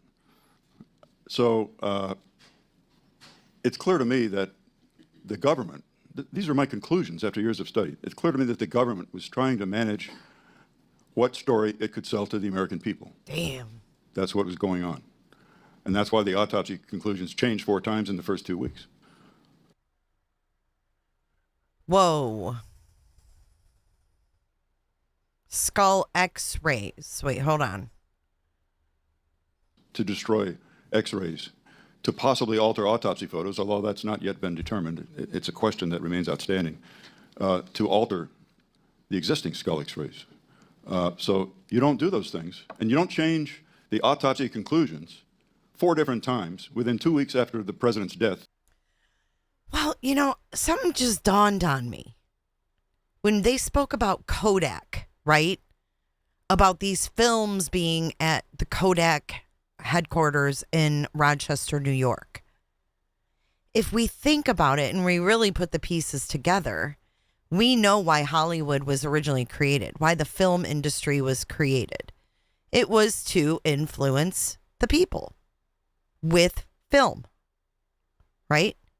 So naturally, who is going to provide the film? You got to have a company to provide the film for your propaganda Hollywood. So therefore, Kodak. Holy shit. I mean, I'm sorry. I'm just now putting these things together, you know. Television programming was called programming for a reason. If a lone nut killed the president. So it's clear to me that the government, these are my conclusions after years of study, it's clear to me that the government was trying to manage what story it could sell to the American people. That's what was going on. And that's why the autopsy conclusions changed 4 times in the first 2 weeks. Have I come close to answering your question or not? Yeah, Mr. Horn, you have. I don't have time to ask and get a response from all of you because my time has expired. But I would say I took some notes on what they were saying, Madam Chair. Chairman, Chair Lady, if it be all right if I yield half my time to Representative Biggs, would that be okay with the ranking member? All right. Thank you. And so then That's 2.5 minutes. I needed the math. Thank you. And so we'll just go down to Judge Thunheim.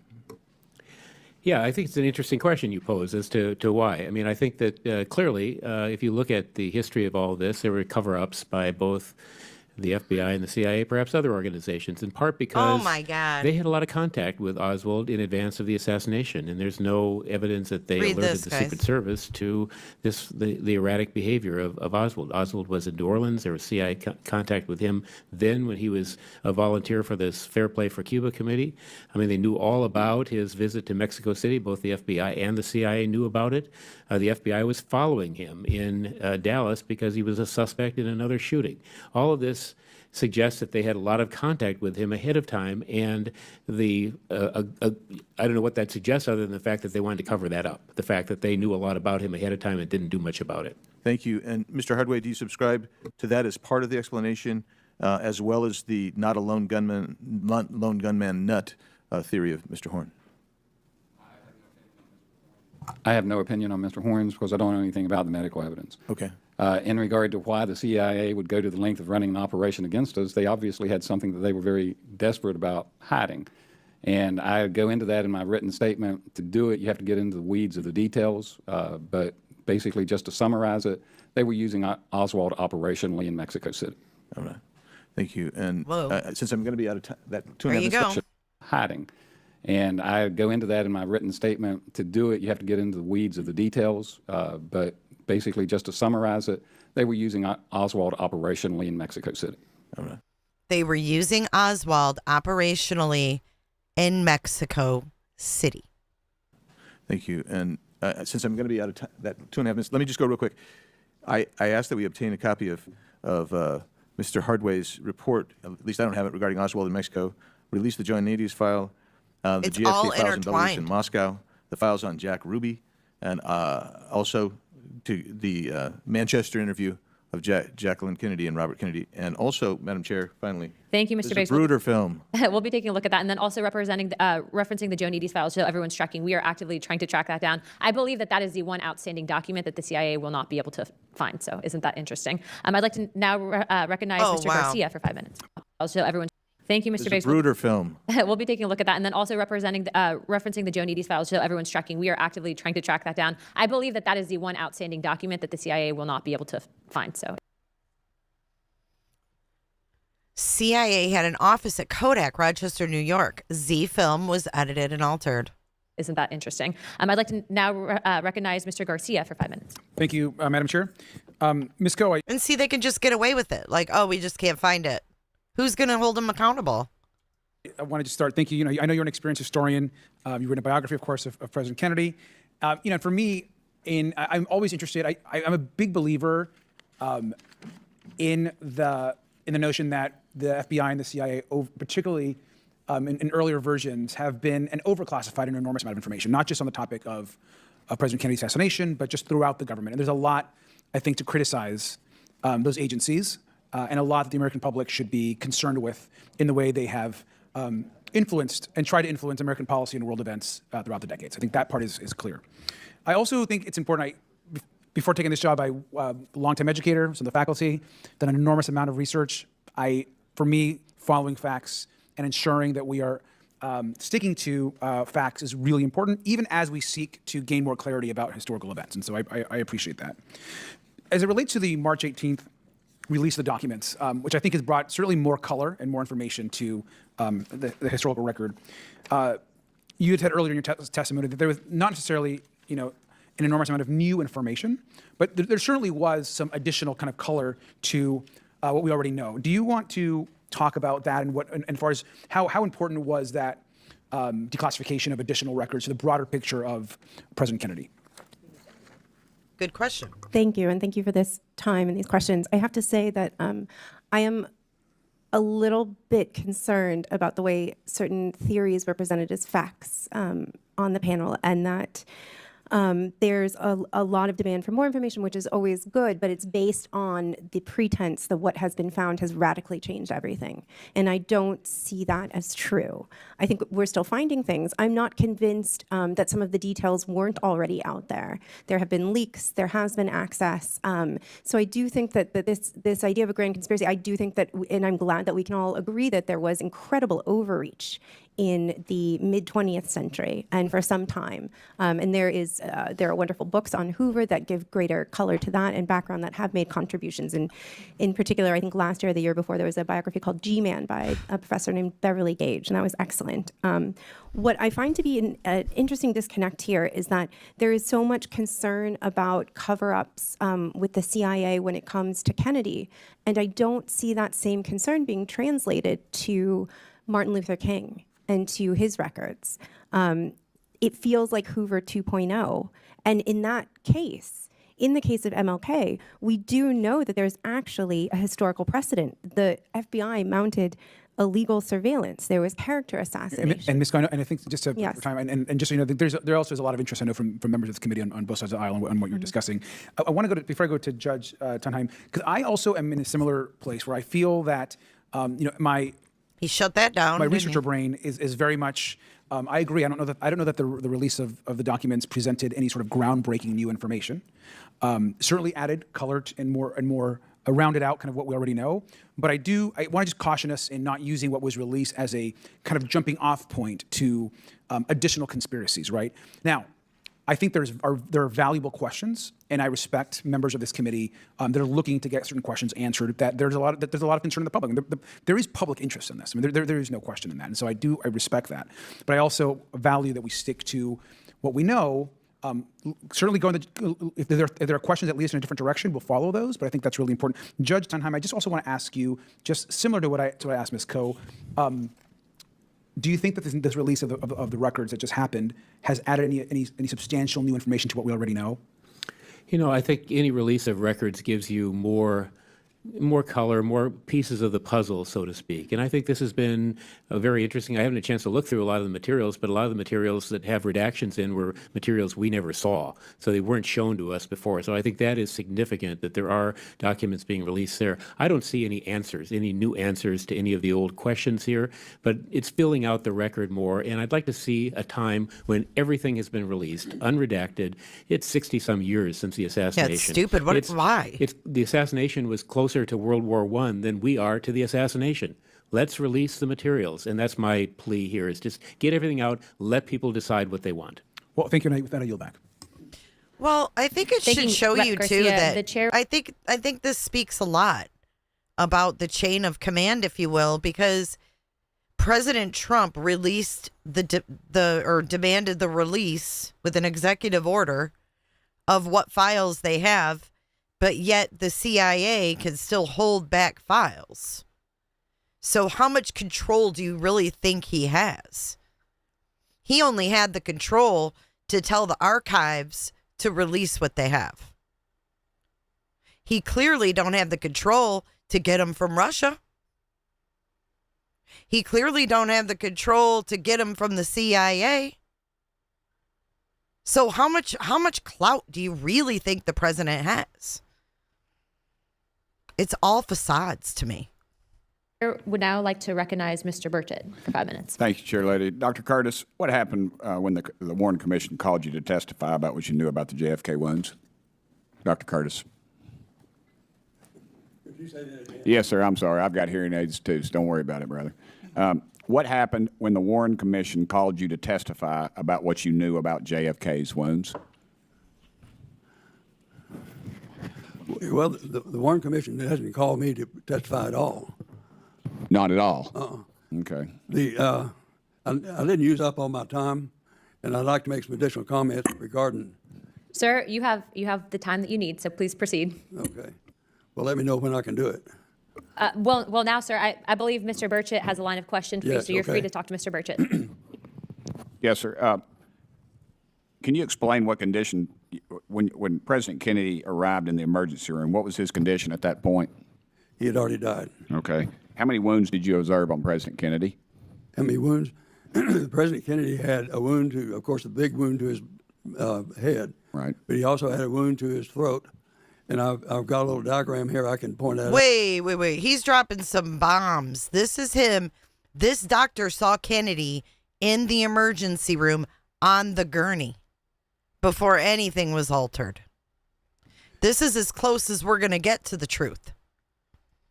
He had already died. Okay. How many wounds did you observe on President Kennedy? How many wounds? President Kennedy had a wound to, of course, a big wound to his head. Right. But he also had a wound to his throat.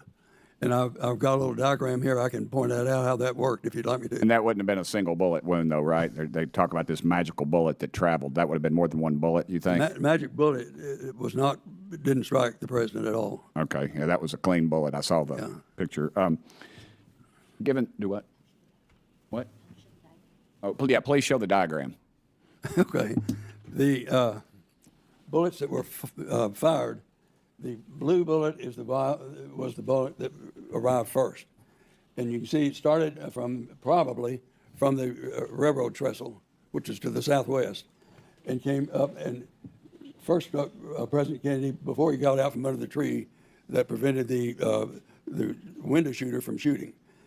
Then, and we know that because the Zapruder film showed President Kennedy holding his throat in real distress when the Zapruder film started, and he'd already been shot, and that wound to his throat would have killed him.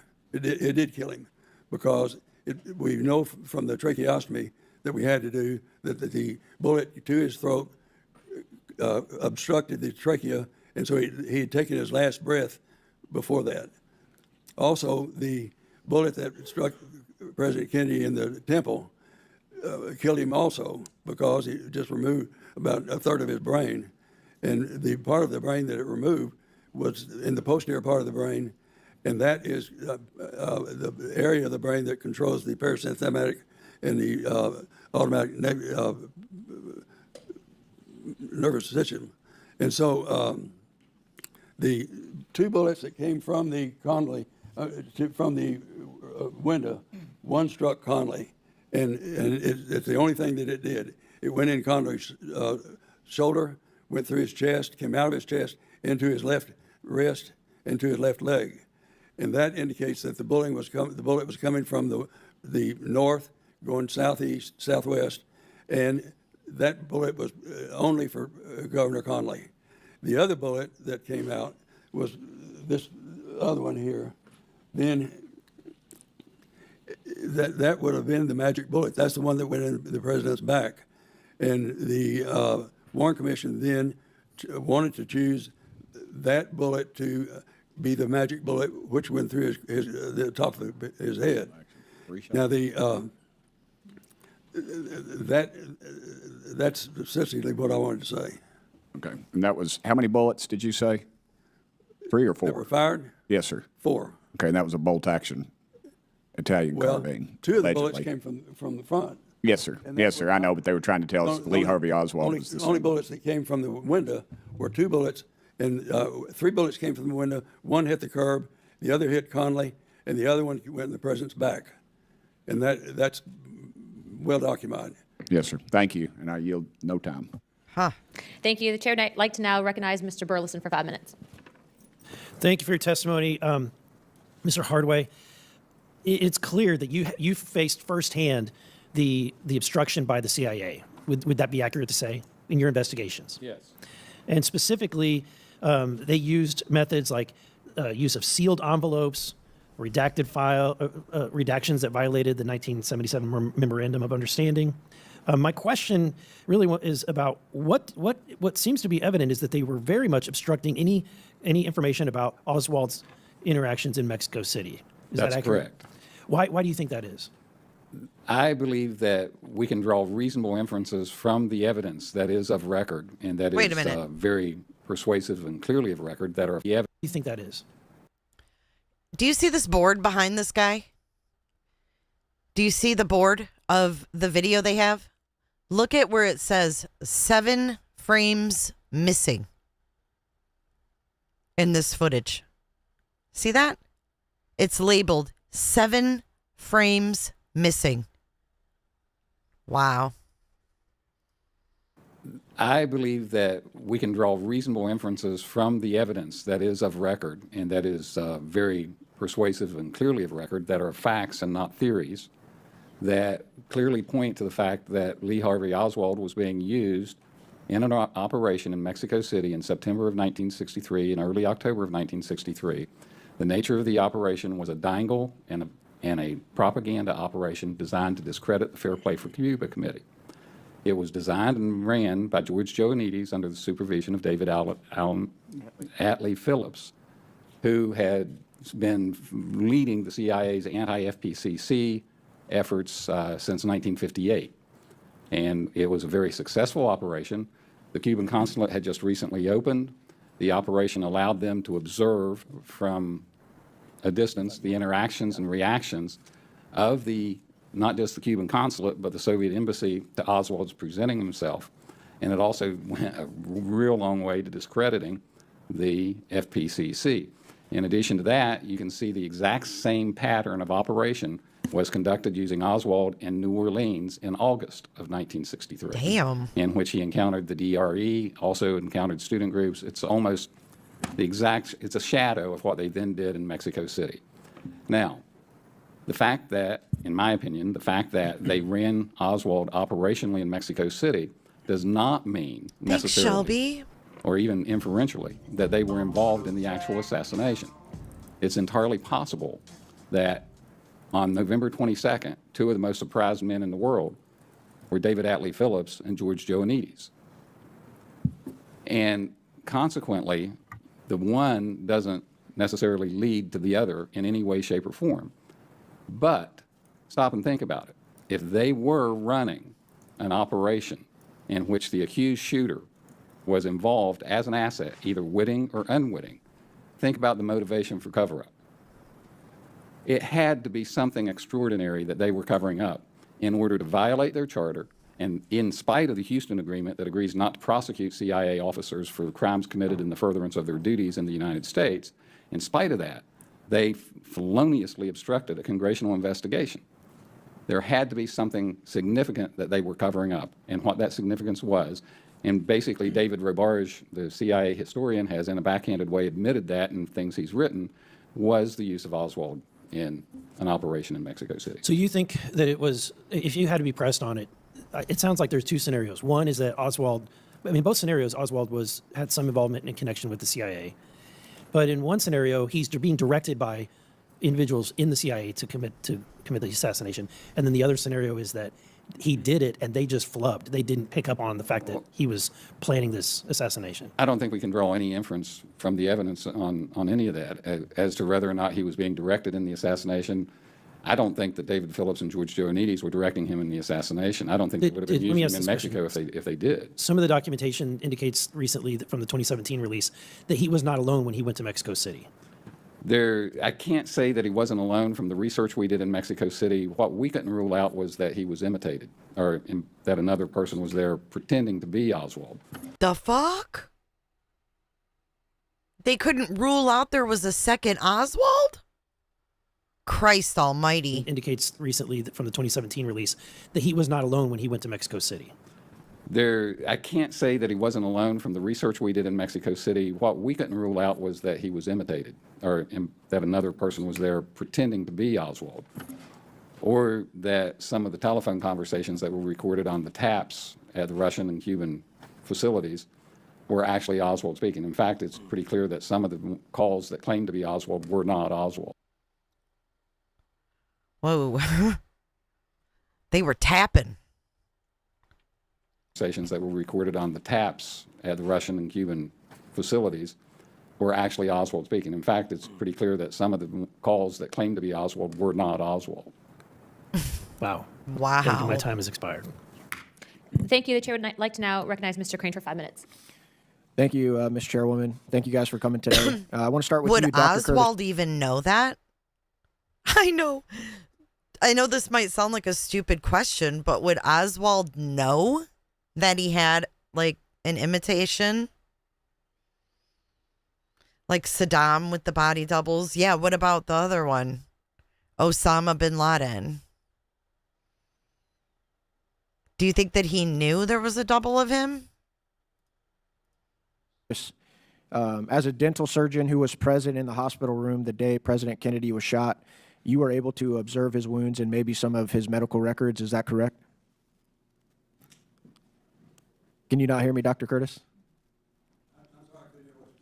So you were there in the emergency room the day that the president was brought in? Yes. How old were you, sir? How old was I? Yeah. 26. 26. And what did you observe when they brought the president in? The president was already in the room before I arrived. And what I observed about him, that he had probably already deceased. Since you were a dental surgeon, why did they bring you into the operation room? That's one thing that our inspector asked me, what is a dentist doing operating on the president? Then I had to qualify myself. The training that I have would encompass those particular procedures. And that's a simple procedure, and I did it well, and I just knew how to do it. There was nobody else there to do it, and I did it because Dr. Carrico asked me to do it. Can you tell us about the wounds that you observed on the president and how they differ from what came out in some of the reporting? The wounds on the president were to his throat and to his head and to his back. The wound to his throat would have killed him. The wound to his head definitely would have killed him. The wound to his back would not have killed him. Did the wounds to his throat and his head look like completely separate wounds? They were two separate wounds. One, well, let me show it to you. The blue wound was sent from the railroad trestle all the way over to kill him right here, and that went to his So throat. who was on the And railroad? the way that killed him is that it obstructed the trachea, and he couldn't breathe. So he would have been dead before he reached the hospital just simply because of that wound. The other wound that he had to his head would have killed him instantly because it removed about a third of his brain. Thank you. Mr. Hardway, I want to move to you next. You talked about the obstruction of a federal investigation that you yourself witnessed. You were on the House Select Committee for Assassination, is that correct? Yes, sir. What year would that have been? 1977 and 1978. The obstruction occurred entirely in 1978. What was your role in that investigation? My role was a researcher with primary responsibility for researching Lee Harvey Oswald's activities in Mexico City and the CIA response to that. We've heard about some of the administrative roadblocks that the CIA put up for you. Did you have any direct verbal communication with anybody at the CIA? Oh, yeah, frequently. Can you tell us about some of those conversations and how it might have been conceived as obstruction? Well, when we first started, we had unlimited, unexpurgated access. We had 2 clerks assigned to us. We had our office at the CIA. Pretty much went to work out there every morning. We'd ask for a file. They would go get it. We would review it. It was unredacted and given to us in its original state. After they brought George Joannides in, he began slowly tightening down the process. We were no longer working with 2 clerks who went and got us our files. We had to file formally requests through him to get the files, and we started experiencing significant delays in the files that we would get. We started noticing that the files we would get would have obvious things missing from them. Then we went so far as to actually start putting parts of the files in envelopes and leaving them in the files, so that what we would get is we would sign that we'd seen the files, but we weren't allowed to open the stuff that he'd placed in envelopes. And that came back to haunt us later in dealing with the final report and some of the things we were trying to get out of them, when they would tell the chairman of the committee, he's seen that, here's where he signed for the file. And I would have to explain to Chairman Stokes that, no, that was not in the file when I saw it, because that was what I was looking for, and it was not there. It must have been in one of the envelopes. And so he eventually just shut us down. It culminated on one file that I really wanted to see. When it was presented to me, Mr. Joannides showed up himself to give it to me. He was actually bouncing on his toes. Him and Scott Breckenridge brought the file to me at the CIA, called me back out there to see it. It had not just been redacted, it had been retyped with the redactions in white space as it had been retyped. It was a report on a debriefing of a certain person. I exploded. I acted like a very angry 24-year-old and had choice words for both of them and stormed out of the office and went back to the headquarters. I subsequently, thanks to Judge Tunheim's work, saw the memorandum to the record that Mr. Breckenridge wrote. And the memorandum for the record says that the file was shown to me and, quote, no objections were recorded, close quote. Notice the way, you have to watch what the CIA says. He didn't say that I didn't make any, which is what everyone infers from what he said. What he said was none were recorded, and that's because he made the record. Thank you. I yield back. The chair would now like to recognize Representative Meeks. Thank you, Madam Chair, and thank you for your leadership on this committee. For decades, elements in our government have engaged in an extensive cover-up to subvert the will of Congress and to keep the American public in the dark relating to the assassination of John F. Kennedy. No matter how ugly it is or how inconvenient it is to elites, organized crime, or deep state bureaucrats, the American people deserve the truth, and they can handle the truth. While the American public still may be in the dark, poll after poll make clear the cover-up has failed. Approximately 2/3 of Americans still don't buy the official narrative from our government that Lee Harvey Oswald acted alone. Cover-ups and a failure to be transparent has rightfully bred distrust. So much distrust, nearly 40% of Americans believe the United States government was involved in the assassination of JFK. Awesome. Let that sink in. Nearly 40%. This task force, working alongside President Trump, is working to use sunshine as a disinfectant and give the American people the pure, unvarnished truth they deserve. Mr. Hardway, thank you for being here to all of our witnesses today. You worked for the House Select Committee on Assassinations, which investigated the assassination of JFK. You had firsthand interactions with the CIA as you worked to get the truth. Based on what you witnessed, do you believe the CIA engaged in a concerted effort to cover up certain facts related to the assassination of President Kennedy? Yes. Do you believe the efforts to obstruct congressional investigations into the assassination of President Kennedy by the CIA you've described violated federal law? People more expert in federal criminal law than I am have expressed that opinion to me and have expressed that opinion under oath. Based on what you know, what relationship, if any, did the CIA have with Lee Harvey Oswald prior to the assassination of President Kennedy? Based upon the circumstantial evidence of record, and it is overwhelming, they had they used him as either a witting or an unwitting agent of influence. Seems that way, doesn't it? Do you believe there was evidence to suggest the CIA was using Lee Harvey Oswald in active intelligence operations shortly before the assassination of President Kennedy? Yes. Dr. Curtis, good afternoon, sir. Good afternoon. You were one of the physicians who treated President Kennedy at Parkland Memorial Hospital after he was shot. You were better situated than almost anyone to see President Kennedy's physical condition when he arrived at the hospital. And yet you've said, I can't reconcile my knowledge of what I saw with the findings of the government, is what you said at the time. Yes. In your medical opinion, what do you attribute as the cause of President Kennedy's wounds? The cause of his death? Mm-hmm. The 2 bullets were fired from the front, caused his death. And either one of them would have. The blue and the green Yes, sir. bullets. And in your medical, in your opinion, how does this differ from the findings of the government as to the cause of the wounds to the president? How did this differ? Could you say that again? I'm sorry. How are your findings that you saw of his condition when he died, how are your Calm findings down. different from the government?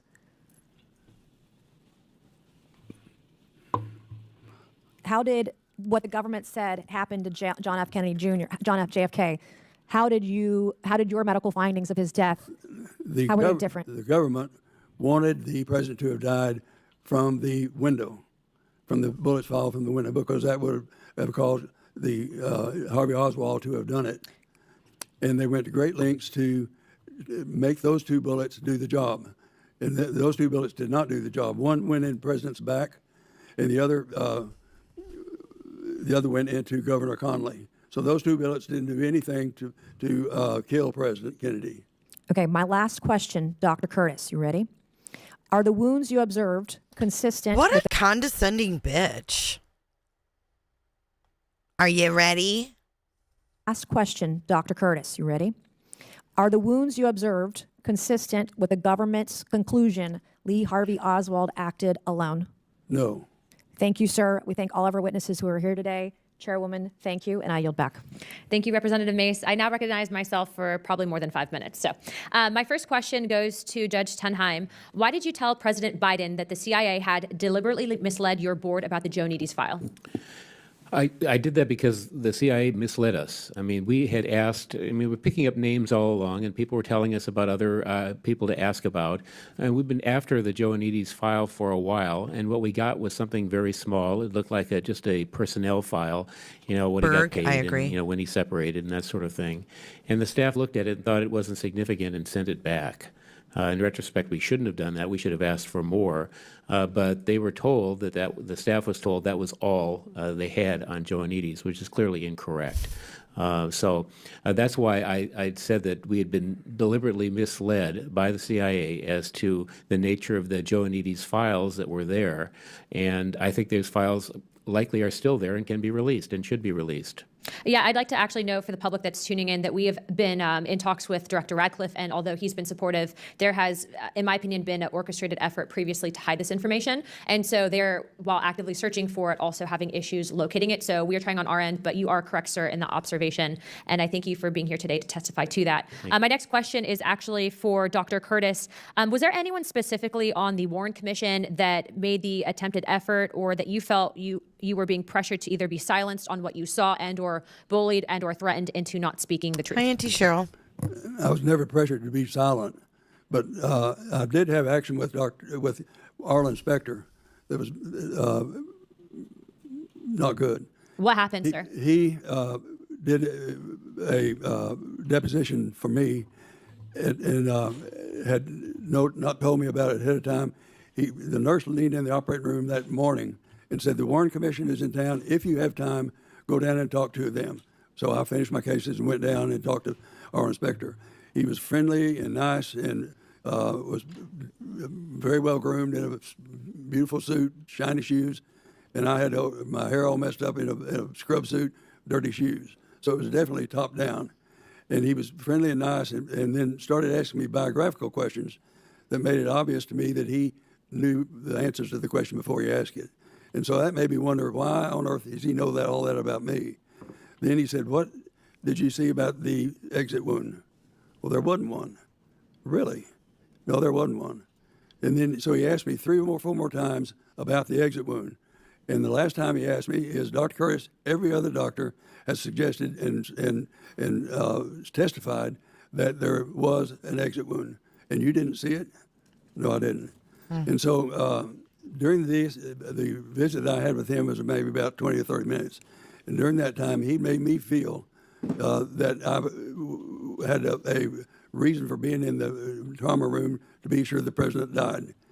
Now, I had a wife and 2 babies at home that were completely dependent on me. If I lost my residency, it would be... There you go. Unbelievable. 26-year-old guy with a wife and 2 babies at home, just trying to be a doctor. During the visit I had with him was maybe about 20 or 30 minutes. And during that time, he made me feel that I had a reason for being in the trauma room to be sure the president died. Now, I had a wife and 2 babies at home that were completely dependent on me. If I lost my residency, it would be terribly a big problem for me. So he said, "Okay, now, why don't you wait here for a little bit before we do your deposition?" And I said, "Deposition?" He said, "Yes, you're having a deposition today." And I said, "Well, I didn't know that." He said, "Well, I sent you a letter," which I didn't get. He said, "Do you want a lawyer?" And I said, "Do I need a lawyer?" He said, "Fella, you're the only one in this room that knows if you need a lawyer. Do you want me to get you one?" I said, "I don't think so." But he asked me over and over again about the exit wound. And then we got in on, then he got the committee together, and nobody that I'd ever seen before was sitting behind the table, and put me on a high stool uncomfortably. And I remember my foot kept slipping off that bottle rung, and then started asking me questions. Never did bring up the... They put him on a stool in front of a committee. Hey, Dina. They put him on a stool in front of a committee of people he'd never seen. And he remembers it so vividly that he remembers his foot kept sliding off the rung of the damn stool. This is wild. And put me on a high stool uncomfortably. And I remember my foot kept slipping off that bottle rung, and then started asking me questions. never did bring up the exit wound. He never did say a thing about it till at the last. He said, Dr. Curtis, did you see anything that was like a puncture or a opening in the trachea and or the throat? And I said, no. And he said, but then I thought, well, the blood was right over that, so I couldn't have seen it. So I said, but that doesn't mean it wasn't there. Thank you for Dr. Curtis. That's what he wanted. Would it be fair to say that other doctors that you worked with that were in the room that day that were responding to President Kennedy's wounds had the same observations as you? Yes or no? There were only two of us that thought of the throat before the tracheostomy was done. Okay. There were only two of them that saw the throat before the tracheotomy was done. I wonder who the other one is. Must be one of those other doctors he talked about. Throat before the tracheostomy. What was a horrible done. position to be in. And is that the answer? Whatever you Thank you, like to share Dina. with Congress, sir. So I saw it, and I don't. There was no exit wounds. That's what our inspector wanted, was an exit wound, because the magic bullet had to exit the throat to go in to get over Conley, which couldn't have happened. The magic bullet would have had to make 3 90-degree turns to do what it did. It was coming down from the window, would have had to turn right angle to be horizontal through the neck, would have had to turn right again to go over to where Governor Conley was, would have to turn right again to go into Governor Conley. It doesn't work. Yes, sir. I can speak for myself. I Agreed, do not pretty in believe in the pink. magic bullet theory. Bullets don't do that. No, do not. I do not, sir. My next question is for Mr. Doug. Turn right again What to did go he say? into Governor Conley. It doesn't work. Yes, sir. I can speak for myself. I do not believe in the magic bullet theory. Bullets don't do that. No. She said, I don't believe the magic bullet theory. He said, please don't do that. I do not, sir. My next question is for Mr. Douglas Horn. To your knowledge, did even the Dallas Police Department or the FBI subject Lee Harvey Oswald to a paraffin test to determine whether he had fired the gun on November 22nd, 1963? I'm going from memory, but I believe the FBI did, and he tested negative for firing a rifle. So The paraffin test on his face shows he did not fire a bolt-action rifle, especially not a lousy rifle like the Mannlicher Carcano, which was... Okay, so they did a paraffin test, which is, to test for gunshot residue, and he tested negative for the gun they said he shot. He tested negative for firing a rifle. So The paraffin test on his face shows he did not fire a bolt-action rifle, especially not a lousy rifle like the Mannlicher Carcano, which was an 1894 design or something. What is the status of the record interview the author William Manchester conducted with Jacqueline Kennedy? Mr. Horn. Well, my understanding is that, first of all, the Kennedy family liked William Manchester initially because he had written a campaign book in 1960 about the campaign. So they said, okay, why don't you write the book about the death of Jack, about the death of President Kennedy. When the book was reviewed by Jacqueline and Robert F. Kennedy, apparently Robert F. Kennedy had many objections. And so the Kennedy family sued Mr. Manchester when the books were in galley form, and they required that he take out certain portions of the text. So the lawsuit, what the lawsuit did was it said, the portions of the text that you removed will be sequestered until 2067, and the interviews you did with Jacqueline Kennedy and Robert F. Kennedy will be sequestered, withheld until 2067. So that was the result of that lawsuit. And so what we read today when we read Manchester's book is a sanitized or redacted version of his book, and we won't know what was removed until 2067. That's just very unfortunate, and I know Chairman Thunheim really made an effort to get Caroline Kennedy to agree to lift that court seal, and she didn't want to. Also, to your knowledge, which autopsy photos are missing? Okay, I'd be glad to answer that question. I have a list here, and it's reasonably succinct, so bear with me. Well, you have me and Garcia here, so I think... An interview with Jackie O will be released until 2067. We're at your disposal. There we go. I mentioned 8 sets that I know with confidence from studying the evidence as an analyst are missing. First, an overhead wide shot of JFK's body taken from a stepladder, taken by John Stringer, the Navy. Okay, this is important. He's telling us, let me slow this down. It's almost over, but I'm going to put, shiznanuts. Sorry about that. Okay. I want to put this on normal speed because he's telling us about what autopsy photos are missing. Action rifle, especially not a lousy rifle like the Mannlicher Carcano, which was. Mr. Horn. Well, my understanding is that. So first of all, William Manchester is an author, and he conducted an interview with Jacqueline Kennedy, and that is what's not going to be released until we're dead and gone.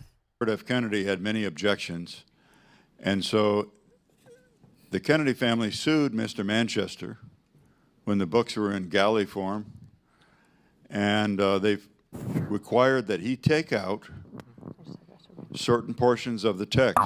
So the lawsuit, what the lawsuit did was it said, the portions of the text that you removed will be sequestered until 2067, and the interviews you did with Jacqueline Kennedy and Robert F. Kennedy will be sequestered, withheld until 2067. So they're withholding the parts that the Kennedys demanded that the author take out and the interviews. So that was the result of that lawsuit. And so what we read today when we read Manchester's book is a sanitized or redacted version of his book, and we won't know what was removed until 2067. That's just very unfortunate, and I know Chairman Thunheim really made an effort to get Caroline Kennedy to agree to lift that court seal, and she didn't want to. Also, to your knowledge, which autopsy photos are missing? Okay, I'd be glad to answer that question. I have a list here, and it's reasonably succinct, so bear with me. Well, you have me and Garcia here, so I think okay, here we go. we're at your disposal. Here we go. I mentioned 8 sets that I know with confidence from studying the evidence as an analyst are missing.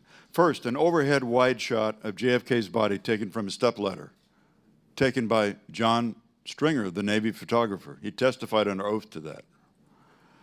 Second, a large bruise atop the right lung, taken from inside the interior of the chest after the lungs were removed.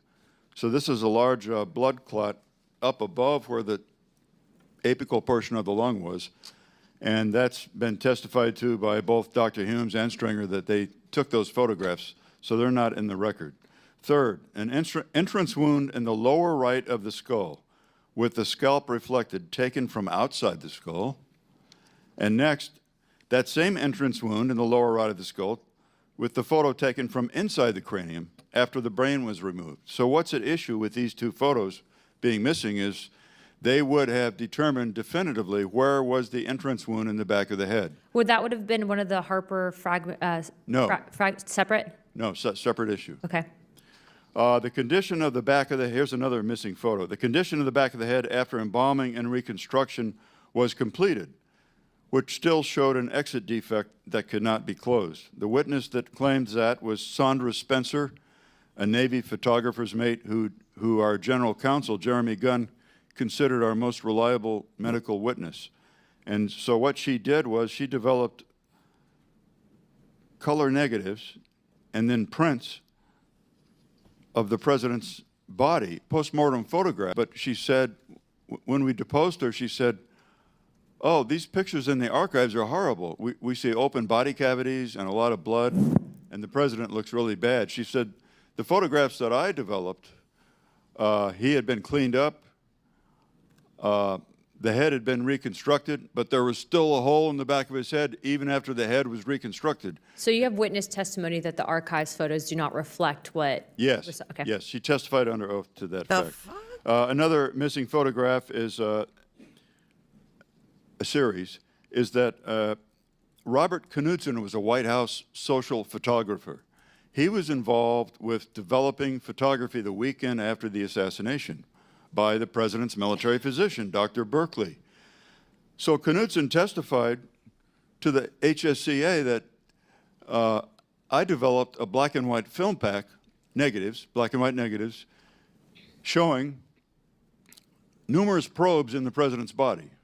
And of course, probes are important because they determine bullet tracks. Where do bullets go in? Where do they come out, if they come out? And he remembered developing them and holding them up to the light in the darkroom after they were developed. And he remembered seeing probes in the body in this black and white film pack. And in the official autopsy collection, there was no black and white film pack used in photographs of the body.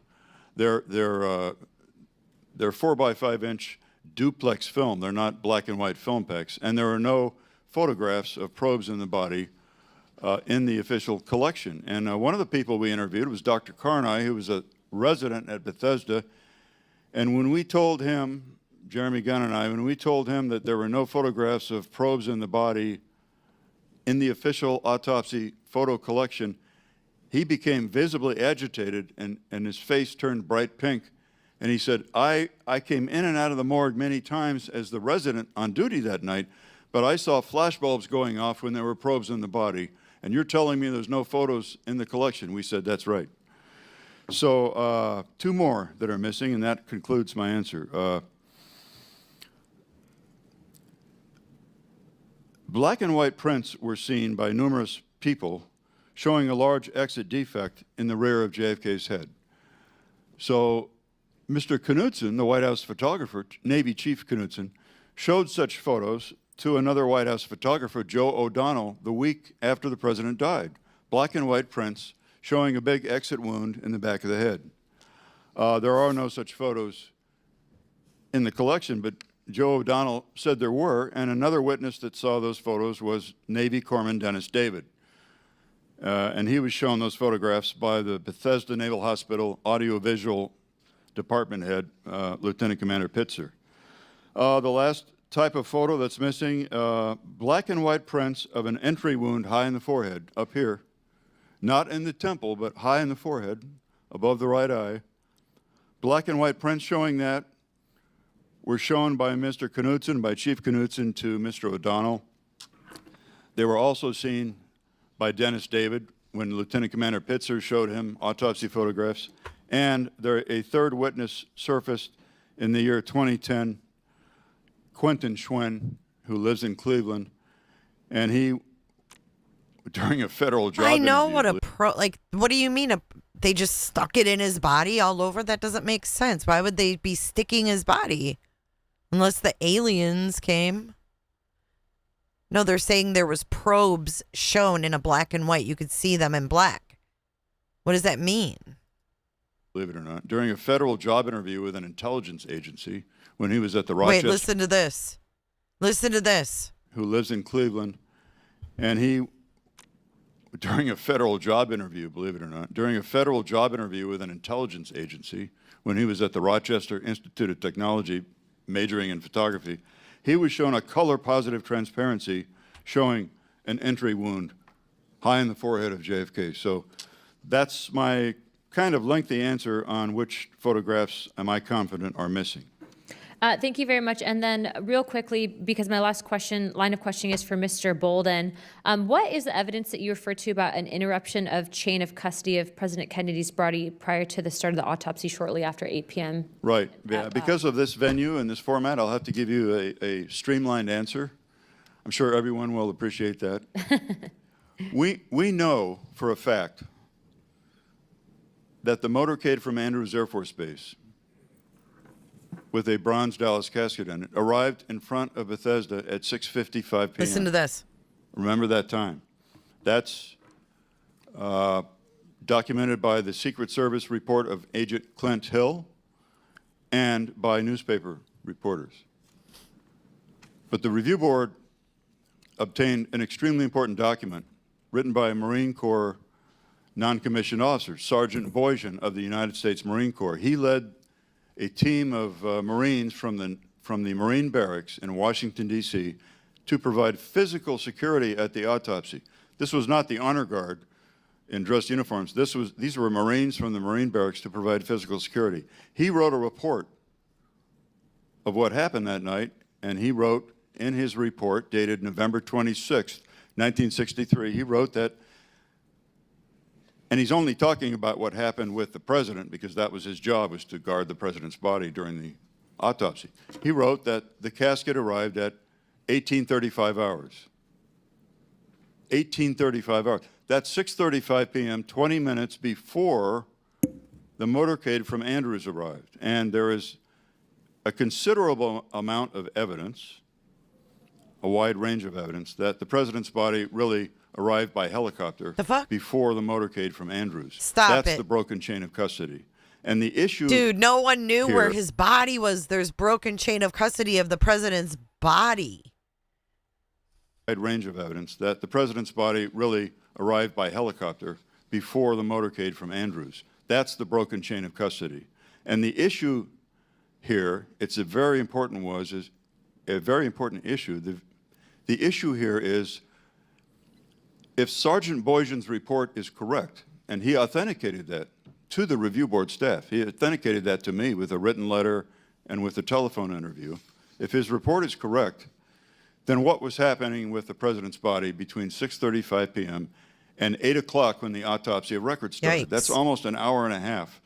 And the simple answer, the streamlined answer, appears to be that many metal fragments were removed from President Kennedy's body before the autopsy of record began. We have witnesses for that. Whoa. Whoa. President Kennedy's body, almost an hour and a half. And the simple answer, the streamlined answer, appears to be that many metal fragments were removed from President Kennedy's body before the autopsy of record began. We have witnesses for this. Those would be the bullet fragments, correct? Yes. Tom Robinson of Gawler's Funeral Home saw a vial full of 10 tiny fragments, which he saw picked out of President Kennedy's brain. They were never placed in the record. Dennis Davis. Whoa. The funeral home guy. A vial full of 10 tiny fragments. Yes. Tom Robinson of Gawler's Funeral Home saw a vial full of 10 tiny fragments, which he saw picked out of President Kennedy's brain. They were never placed in the record. Dennis David, HM1 Corpsman Dennis David, typed a receipt for a federal agent of 4 large bullet fragments. He thought it would be mass larger than 1 bullet and less mass than 2 bullets, somewhere between 1 and 2 bullets, 4 large fragments. He typed the receipt. He was allowed to handle the fragments by the federal agent. Wow. We wouldn't do that today.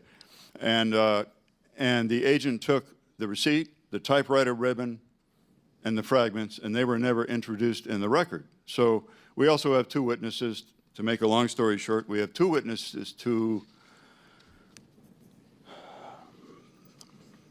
surgery on the cranium to get this evidence out. And Dr. Humes, the chief pathologist, said under oath to the Warren Commission that I never, to Arlen Specter, I correct myself, Dr. Humes said under oath that I never had to perform a craniotomy. I never had to saw the skull open to get the brain out. And when Dr. Fink arrived late for the autopsy, he was the outsider, the Army guy, arrived at 8:30.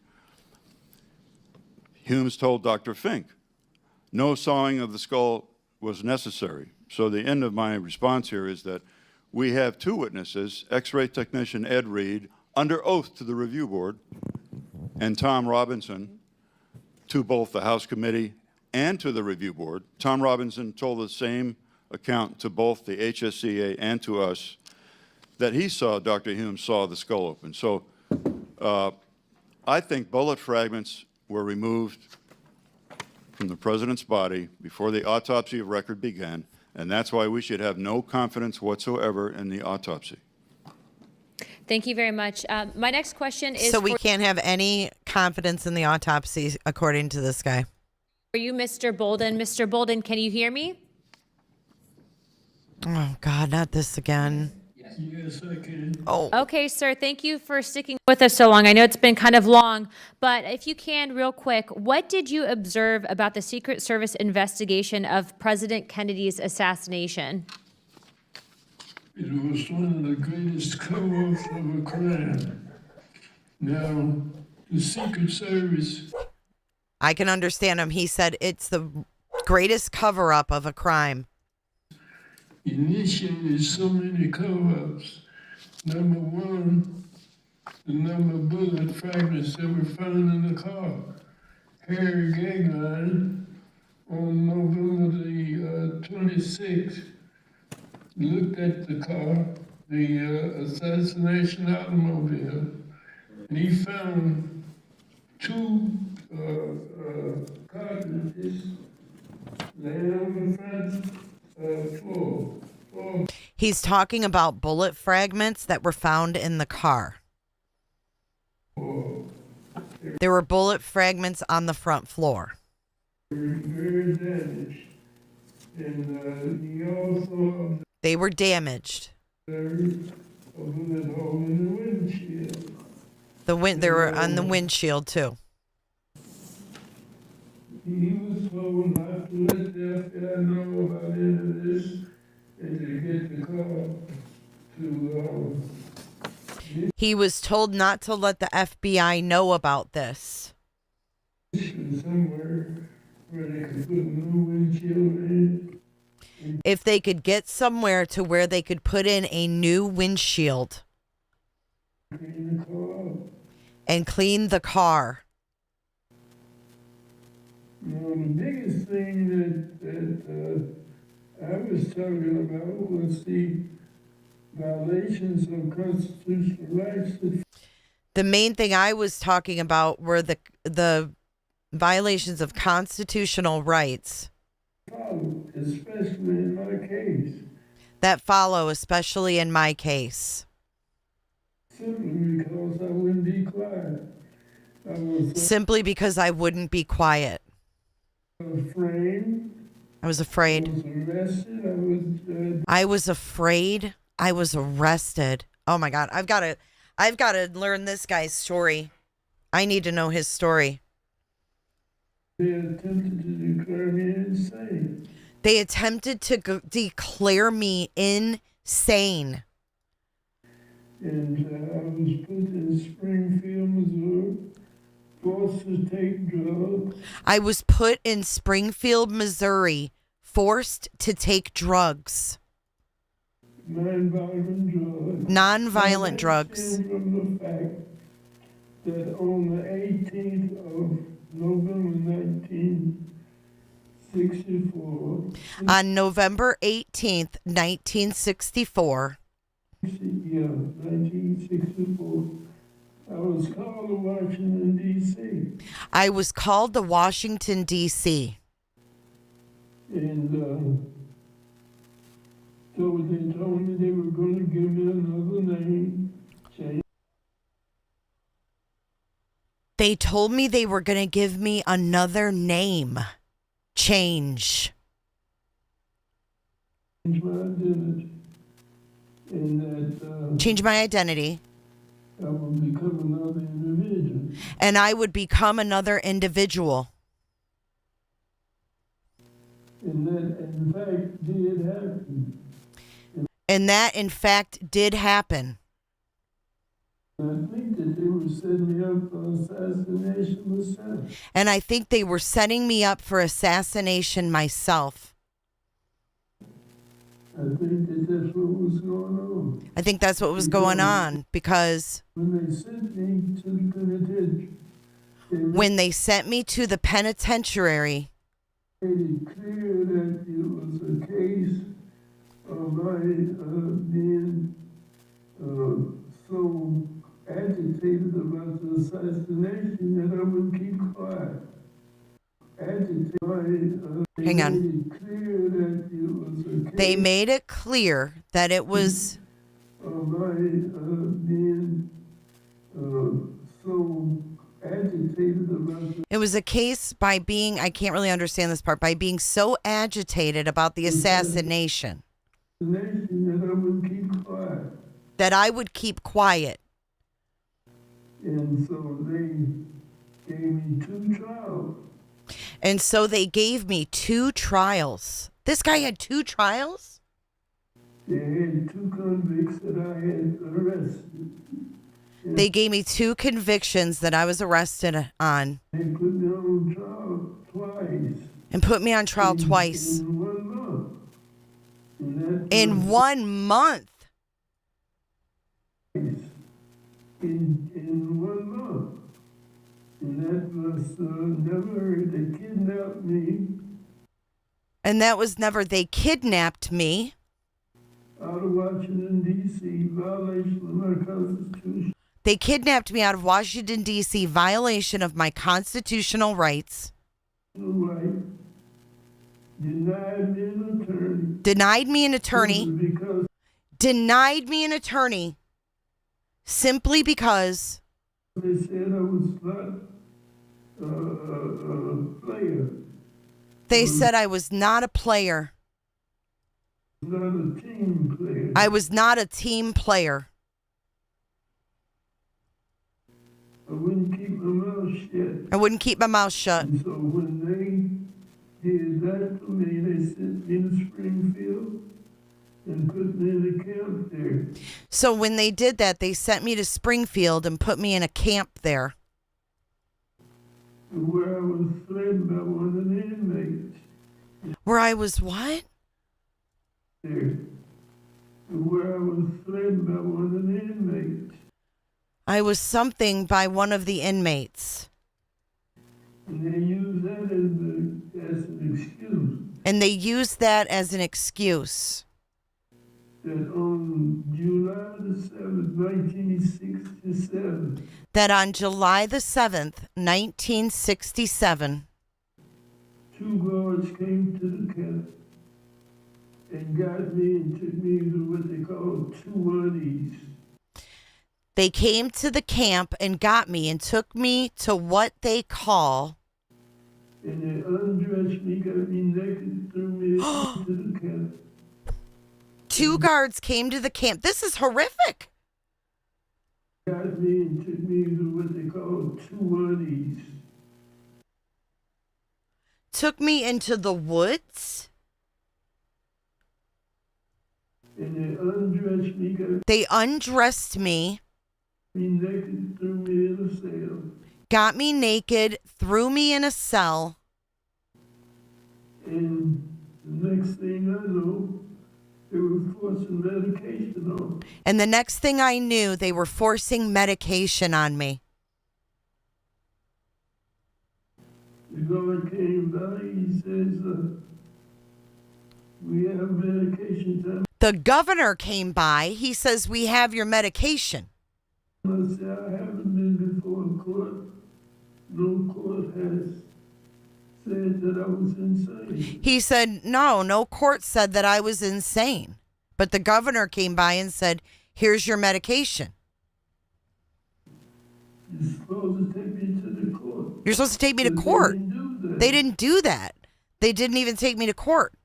They forced me to take these drugs. They forced me to take these drugs. One of them Knocked me out. I fell on the floor. I fell on the floor. And had to go into the hospital. And I had to go into the hospital. I haven't looked at it. And this is how they treated me now. And this is how they treated me. Kidnapped out of Washington, D.C. I was kidnapped out of Washington, D.C. Brought to Chicago. Denied an attorney. United States attorney. It would be handwritten. I was then not given any food.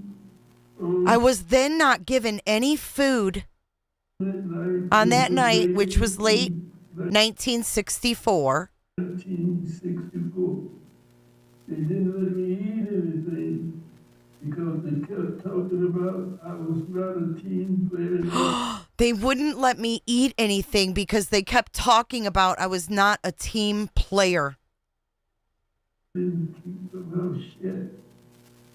And this is a team player and I didn't keep my mouth shut. And I didn't keep my mouth shut. And this is how that they control.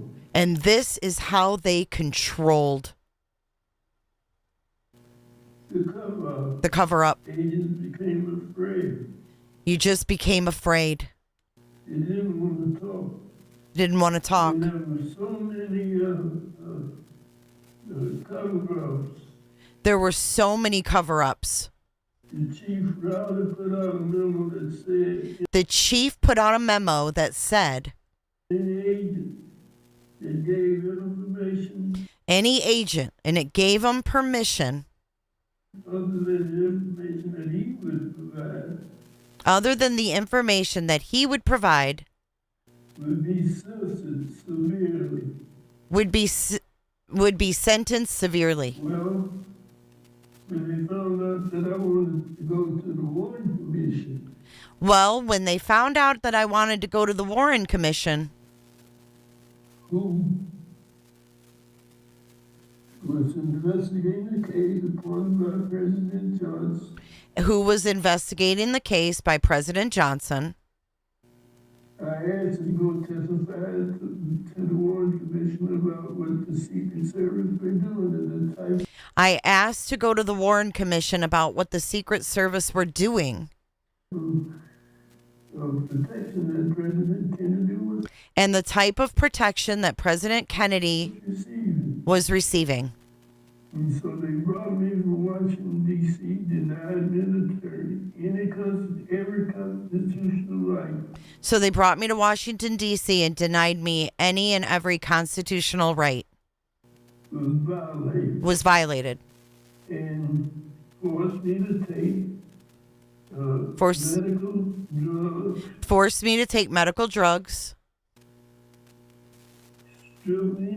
stripped me naked, remove me to such criticism. Now here I was, an ex-Secret Service agent. They locked me up with people whom I had put in jail. As a Secret Service agent, they locked me up with people whom I had put in jail. Myself, I was threatened by these people. It's been threatened by these people. And it really affected me. It really affected me. My wife fought all remote. And my wife.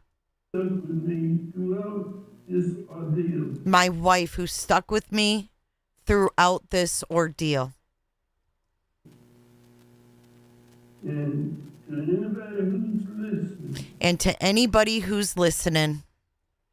If you have a good wife, like God was, keep her.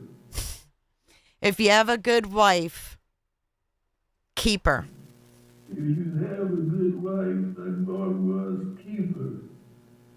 Keep her, because that's the scripture said. Something about God, but he says keep her because that's what the scripture says. A double band is not easily broken. That is not easily broken. Talking about people like, and they're talking about people like my dear wife who passed in 2005.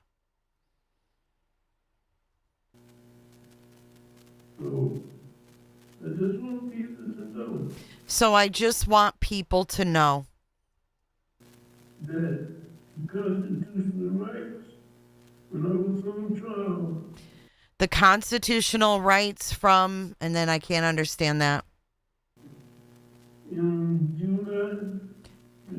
July the 12th. The jury was debating. The jury was debating whether I want to, whether I was a murderer. Told the jury and told the jury, in my opinion, Bolton is guilty. Holy shit, this guy's shaking his head yes. The judge called the jury and told the jury that, in my opinion, this guy is guilty. In my opinion, Bolton is guilty of all the counts in the indictment, which were 3 counts. That jury did not find me guilty. And then the jury found me guilty. So the judge set another trial for 2 weeks later. So the judge set another trial for 2 weeks away. For 2 weeks now, a second trial. And we asked for a new judge. The judge himself, in violation of the federal procedure, heard the motion himself, and the law says. He asked for a new judge. The judge heard the motion himself. That if a complainant files a motion for change the judge, that the judge They could have done so much better with this presentation. I can't believe they're letting him with a mic sitting there with his head down. Why didn't they clip a mic on him? Would it have been that hard to do? Robert Redford? change the judge, that the judge who the complainants shall not make the decision as a prejudicial action. So here I am now, it took me 90 years. 90 years for him to look into it. It broke my heart. I think he says he was sentenced to 90 years. Because America is supposed to be the leader. I can't understand what he's saying, but he has a chair. They could have leaned him back in the chair and clipped a mic on him. God. The Constitution is supposed to be the leader in the office. Yet, I felt so abandoned by the system. Oh my God. I felt so abandoned by the system. This guy went from a Secret Service agent to being called a murderer and tortured. Vince! But I'm glad I did. And I would do it again because American people need to know the truth. He says The truth will set you free. Well, thank you, Ms. he says he would do it again because it's the right thing to do. Yeah, I think these might be his lawyers or something. And I would do it again because American people need to know the truth. Well, thank you, Mr. Bolden. And again, thank you for your testimony. Yes.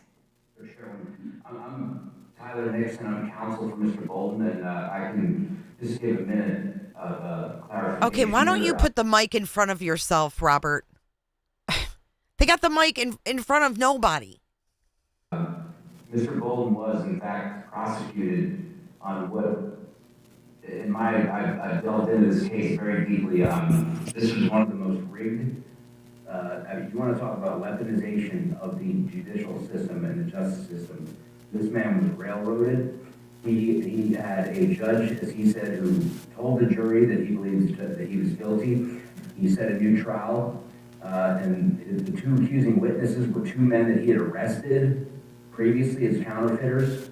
And the main witness who purportedly, out of the goodness of his heart, went to the head of the Secret Service, Maurice Martineau, to report the supposed solicitation of a bribe, which was the accusation, admitted in his trial about 4 months later that he perjured himself in Mr. Bolden's trial. Yes, Mr. Nixon, we actually would be happy to collect all that information off record, but just due to process, as you're not a stated witness, we just have to be careful about, but I will say, at least I speak for myself, I do not believe that Mr. Bolden was actually guilty of a crime. I do believe that he was falsely, if you will, framed. And so on behalf of the U.S. government, we'd like to apologize to him and his family, because obviously that's not how we are supposed to treat people in this country. And so you have our sympathy and as well as our apology for the treatment of that. Better late than never, I guess. We will be happy to follow up on that, because as stated, we would like to collect and make sure that this does not happen to future individuals, and that requires changing of laws and also putting protections in place. But I would like to thank all of you. We've gone way over our time today, but the fact that you all traveled in and were willing to come testify, especially you, Dr. Curtis, Mr. Bolden, Judge Tenheim, Mr. Hardway, Mr. Horn, and Ms. Coe, thank you so much for coming here today. If you do have any other information you would like to submit to the task force, we will happily accept that, and we will be following up on some of these suggestions that you have all made today. And with that, without objection, all members will have 5 legislative days in which to submit materials and additional written questions for the witnesses, which will be forwarded to the witnesses for their responses as well. If you'd like to submit anything else to the record, we'd be happily accepting of that. If there are no further business, without objection, the task force stands adjourned. Okay, so that was pretty interesting. That poor man. I mean, the presentation for him could have been a lot better. He was framed. He was tortured.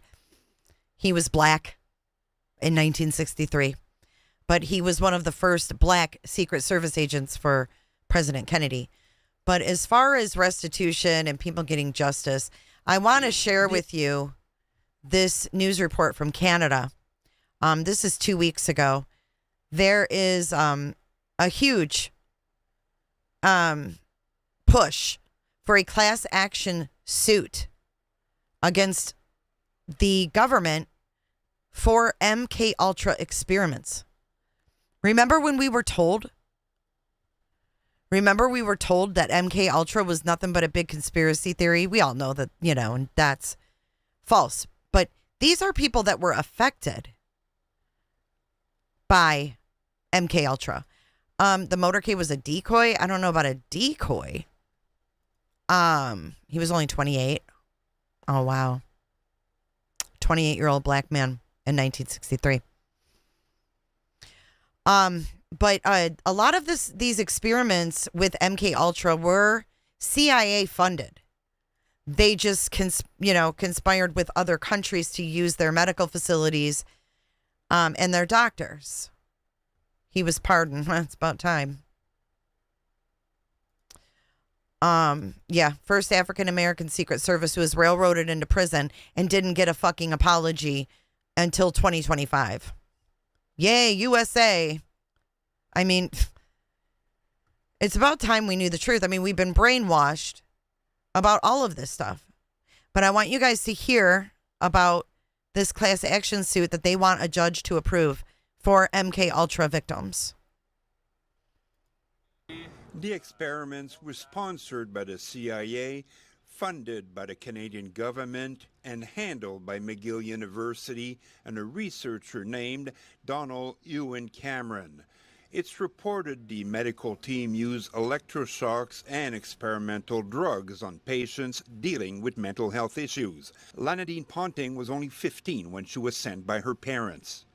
I was drugged up so bad, I can't remember half of what they did to me. I bore a son when I was at the Allen. I got pregnant. Ponting. Wow, I've heard stories of the Allen Institute, but I've never heard of a 15-year-old going in there and ending up pregnant. She was 15 and got pregnant in the institution. Bad. I can't remember half of what they did to me. I bore a son when I was at the Allen. I got pregnant. Ponting and several other survivors and their families were in court today as their lawyers trying to get authorization for a class action lawsuit. It's the first step before the case can move ahead. I think there is no question. No one has ever taken responsibility. No one has ever apologized.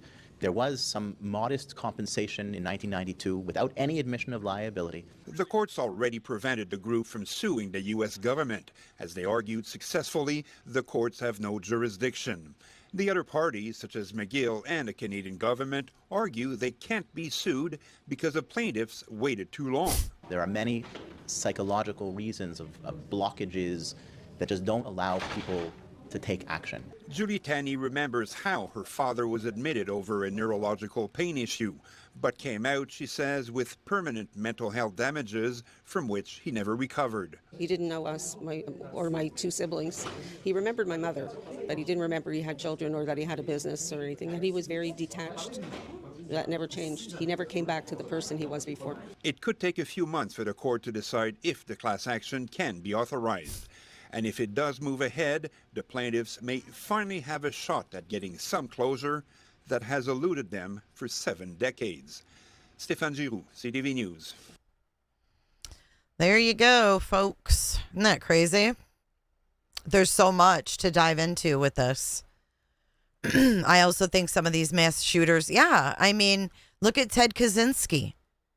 He was going to Harvard when he was 15 years old. Whoever just said that about the gifted programs, absolutely. Absolutely. They wanted the brightest. Ted Kaczynski was brilliant. You know, we talked about Timothy McVeigh, right? being an Army special ops, being a sharpshooter on a Bradley combat vehicle, and then suddenly turns, extremist and hates the U.S. government. So weird. Long story, but my grandfather died at Bryce's psych hospital. He hung himself, also had electroshock. I'm so sorry, PJ. It's horrible. Look into the GATE program. Lots of shooters came from that in their backgrounds. Look at Charles Manson. He actually was put in orphanages his whole life. What'd they do with him? Right there, Island Thrifties. Yep, Dr. Jolly West. Do you know who else met with Dr. Jolly West, Martin? Dr. Jolly West met with Timothy McVeigh. Timothy McVeigh met with Dr. Jolly West. Tell me why. Why? It's all connected, in my opinion. We're not crazy. We may still wear our tinfoil hats, but we definitely don't need them. Jack Ruby too. It's nuts, man. And you also can't get all of Timothy McVeigh's court records, federal court records. Talk about redactions. It's crazy. Jolly West killed Jack Ruby. Jack Ruby was terminally ill. Wonder if that played a part in his role. How many serial killers were adopted? Just saying, check that shit out. Really? Oh, of course, Auntie Sherry. Isn't it weird? Because we're talking about things that happened in 1965. And to think that black people couldn't even vote until 1965. How did a black man end up getting into the Secret Service, though? I'd like to know how that happened. What was that man's name? Abraham, what?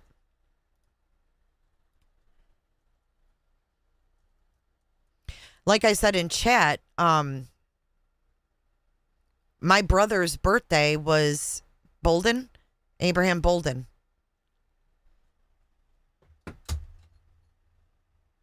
Something just fell. What was that?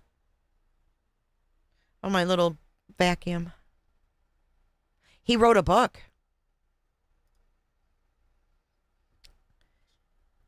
He wrote a book. Look.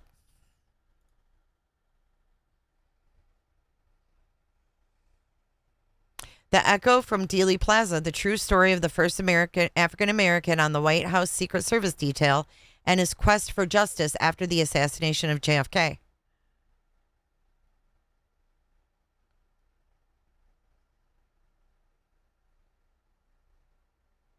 Survivor's guilt. The Secret Service and the failure to protect Kennedy. Oh, here he is. Is this him? 40 years trying to clear his name. This is him in 2018 or 2008.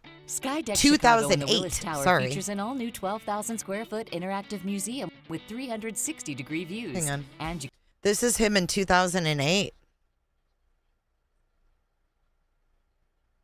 Let's see what he had to say. He was called the Jackie Robinson of the Secret Service by President Kennedy. Kennedy personally asked Chicago and Abraham Bolden to become the first African American to serve on the White House Secret he was personally asked. Bolden said yes, but in doing so, he became a part of a world that continually tried to demean and demoralize him because he was black. In his new book, The Echo from Dealey Plaza, Bolden tells of his time with Kennedy and explains why he believes Kennedy's assassination involved some kind of conspiracy. In 1964, Abraham Bolden was sentenced to 6 years in prison for bribery. He claims the Secret Service framed him because he was about to go public with what he saw as the agency's incompetence in protecting the president. Abraham Bolden, welcome to Chicago Tonight. Thank you very much, sir. It's a pleasure wow, to be what a here. difference. And you told me off camera that your brother just passed yes, he did. last He night. passed And last night. my condolences to you. He lost his brother the night before this freaking interview. And his wife in 2005. Bob H., America's Untold Stories, a deep rabbit hole on JFK and the CIA. Yeah, Shane Culkin told us to watch that as well. Thanks, Bob H., for your super chat. Thank It must be good. We've heard about it twice. In this difficult time. Tell me about the encounter with President Kennedy that led you to your job. Well, it was a wonderful encounter that I remember all the rest of my life. The president came here in Chicago on April 28, 1961, in order to thank Mayor Daley for his backing in the election that he had recently won as president of the United States. I was stationed in the lower level of the this place is interesting. where he was going to talk over at McCormick Place, and my duty was to man the bathroom. And that wasn't a very good assignment. Everybody joked and laughed about that particular assignment. To make a long story short, when the president's motorcade arrived, that was the first thing that he wanted to do, was go to the bathroom, and there I stood. A conversation which I quote ensued, and the president ended up in asking me if there were any Negroes on the White House security detail, which I told him there were not, as far as I knew. And he invited me to come to Washington, D.C. and join the White House detail. Okay, so do you think that Kennedy did that because Kennedy was more on, civil rights and of black people? And that was Kennedy making a stand? I mean, that would have to be a pretty bold move for Kennedy, right? Yeah, he ain't lying. I'm telling you, Kennedy was ahead of his time. He asked this guy to be on his security detail.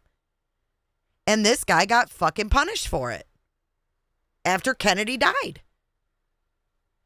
They weren't going to let him talk. Which I did. A very immemorial experience that I'll never will forget as long as I live. And you talk about the nature of the encounters that you would have with the president. All those men were racist. Are you kidding me? Yes, he was a very affable president. He was serious about giving everyone an equal opportunity. See? For justice and equality in the United States. And he never walked by me once. Not once did he pass by me while I was on the detail that he didn't strike up a conversation of some pleasantry. How's Mayor Daley? How are you feeling today? How are the Cubs going to do? He was just a pleasant person to be around. And we talked with Bobby Kennedy. That's probably what got him killed, brother, was the these United progressive States views. Attorney General at that particular time. And I had a chance when I was here in a sport to meet his family. He introduced me to members of his family, his brothers and his mother, his father. I met all of those people. So he was particularly gracious to you. He personally recruited I'm seeing you. a different side, You Pines. joined the Secret Service detail. What was the reaction from the other agents to this? From the other agents, there were some that were very proud, as I was, but there were others which were seemed to me that were somewhat jealous of my position and the attention that I was receiving from President Kennedy. There was a Southern faction, a heavy Southern faction on the presidential detail who had little regard for what President Kennedy was doing in the area of civil rights. And they were so against what he was doing that I heard some of the agents say that if anything should happen, if a shot should be fired or anything, that they would not protect the President of the United States. And I thought this was a very serious thing to say. There's one particular episode in Hyannisport where you had an encounter with a supervisor. Tell me what that encounter was. Yes, this encounter happened at the place where we were living, a small house in Massachusetts.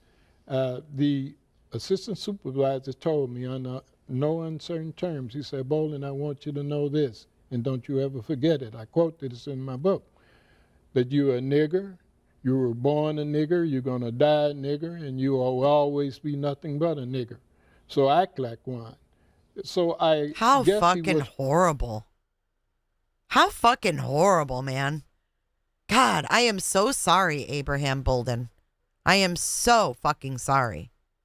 Referring to how the president was treating me and how he seemed to have been giving me some favoritism over the rest of the agents. But I regarded that as being a sincere effort by President Kennedy to make me feel welcome on the detail. Well, let's move on to the difficult part of your story, and that is after the president was assassinated, things went badly for you. You were charged with trying to sell government information for $50,000. There were 3 trials. A government witness who helped convict you admitted he committed perjury. Wow. You wound up serving more than 3 years in prison. You claimed you were framed by the Secret Service itself. Why would they do that? Well, in order to keep me from going and telling my story before any governmental body, because I knew certain facts that weren't being told to the Warren Commission or to other government bodies that was investigating the assassination of President Kennedy. Facts like what?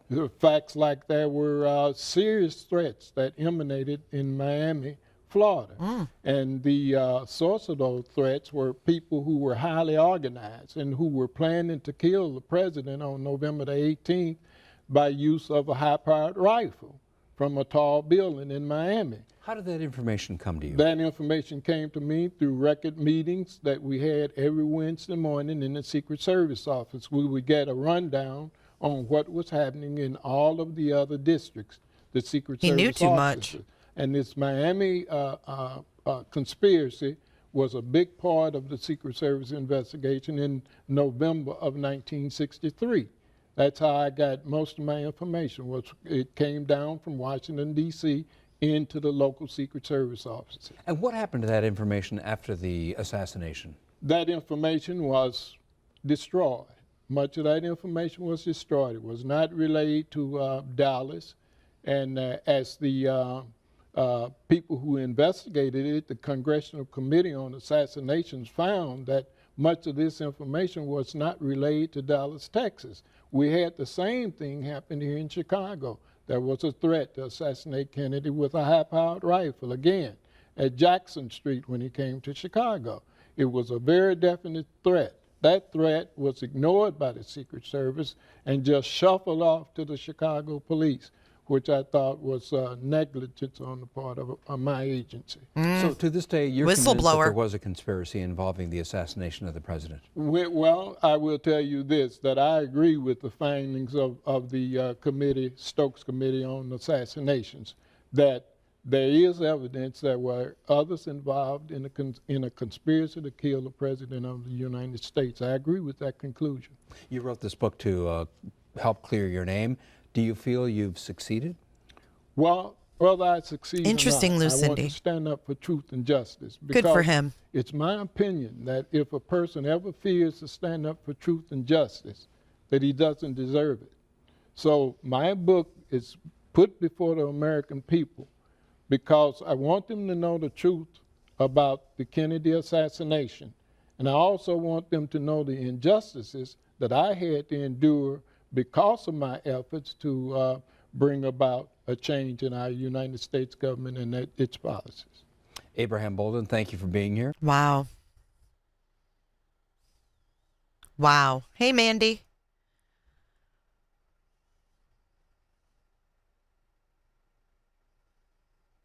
Look at this one. This is from 2023. Hello, my name's Phil Singer. I'm here with Abraham Bolden. It's March 7th, Oh, nice. 2020, Saturday afternoon. We're here in Chicago at Abraham's house on South Sangamon in Chicago. Abraham, you've told me a story in the past, and we'd like to record it for history. This is important. Wow, he's really gone down in a couple years. This is 2023. The day you were at the White House and a black limousine pulled up? Yeah, Bill, this is very sensitive information that I have held back for many years. But while I was the first African American on the White House detail, and this happened in June of 1961, I had been on the detail approximately 2 weeks. I was on the 4 to 12 shift. About 5:30 in the evening, a black limousine pulled up in front of the White House door.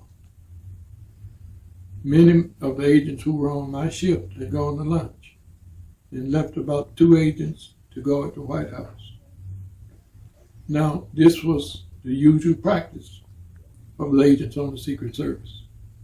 And that was one of the faults I found out that I didn't like while I was on the detail, is that many times the agents would vacate the White House and then they would go out and have fun drinking, and they would come back later in a condition which they could not protect the President of the United States. But the agents, thinking that probably the President had gone upstairs to his room, living quarters, had gone out and taken a long lunch. Black limousine pulled up in front of the White House, and President Johnson got out of the back of the limousine. He slammed the door with all his might.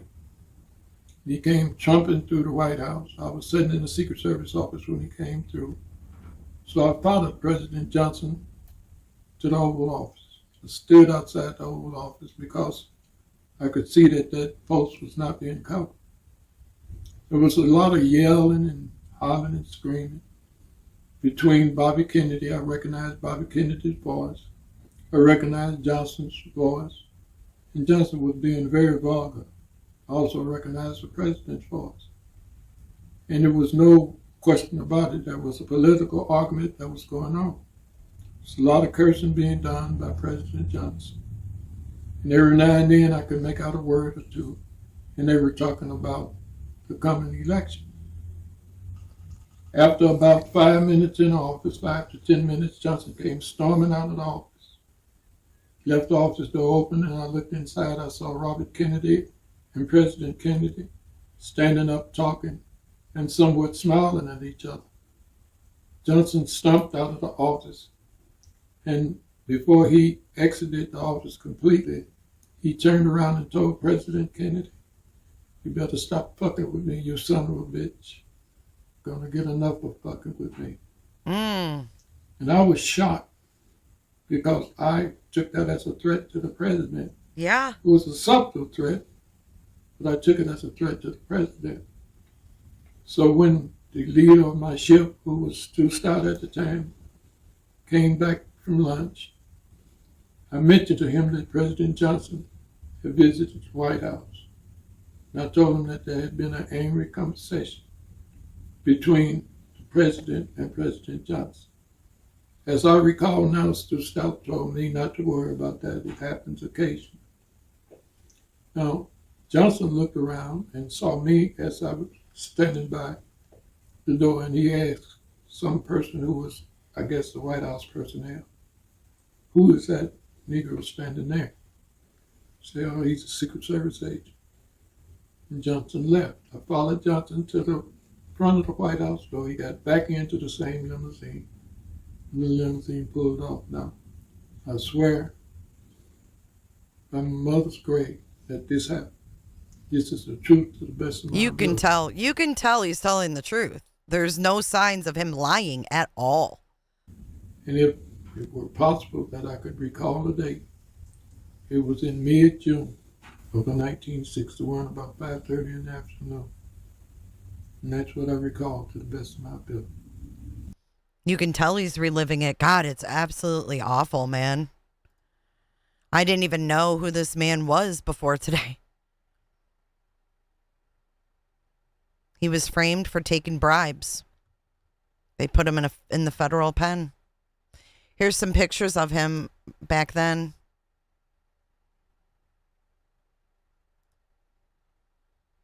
First black U.S. Secret Service agent. And I think that that's pretty pivotal, right? They can't, I don't know. Hey, jammers.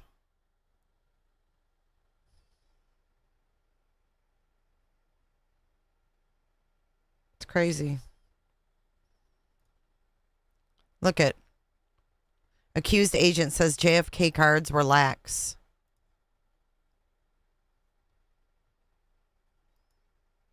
I thought it was going to be bigger. Suspended Secret Service agent says he was framed. A suspended agent charged drinking by Kennedy guards.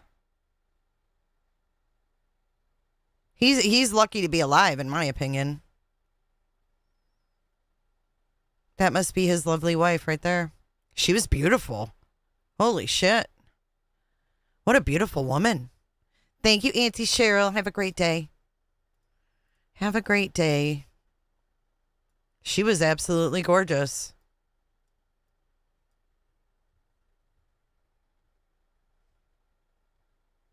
And look how he walks with her. He's got, I mean, so protective. He's got his hand on her shoulder here. Look how he's protecting her. That's really sad. But what an important story. Here he is working in the Secret Service office in 1961.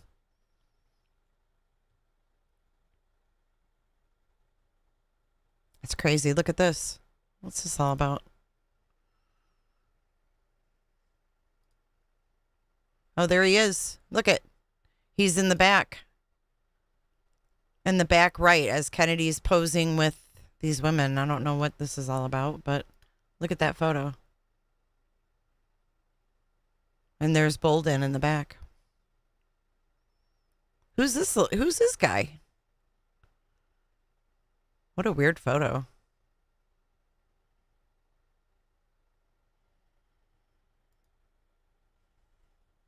Anyways, I'm going to wrap this up. It has been a very interesting live stream. I thank you guys all for joining today.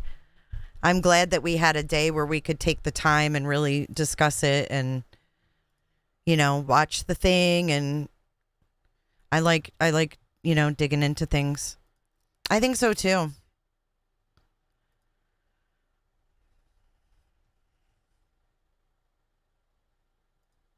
Pretty crazy. All right, guys, I am out. Thank you guys for your interest. I love covering stuff like this and, you know, going deeper and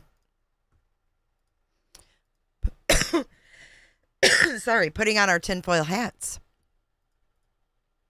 I want to know more about the documents of Martin Luther King that were released. Right. I mean, yeah, exactly, Proud Fur. I think there's a reason for that. Hey, Tinfoil Tiara.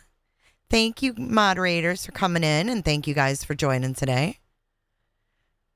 Potato, thanks for being... I'm glad you could join. You burned through 2 tinfoil hats? We need to get the extra heavy duty. Thank you, Carl. Thank you, everybody. Thanks, Global. Good to see all of you. All right, y'all. Until the next one. Oh, let me share that. Oh, don't go yet. I have something to share with you because Potato and I did do some research on this, and I think they would be really interesting for you guys to play. So let me share our Given the Fallout podcast. Even though we haven't done many, the ones that we did do a lot of research and work on them. So here's our channel. We have Hoover's FBI. We have about the 60s feminist protesters called Witch. That's it. We have 2 of them. But the Hoover one is really interesting. If you would like to check it out, I'll give you a little sneak peek. You're just going to want to listen because of Potato's voice. Okay, listen. Welcome, history buffs and conspiracy sleuths, to a journey through the hidden corridors of the past. You've just tuned in to Given the Fallout podcast. For the United States government to solve the... With your hosts, J and D. Jay's tire bag. She's a terrible old bag. Oh, she's an old bitch in my estimation. Given the Fallout is your passport to the past, where reality often blurs with myth. Given the Fallout. Given the Fallout. All right, here you go. Here's the link.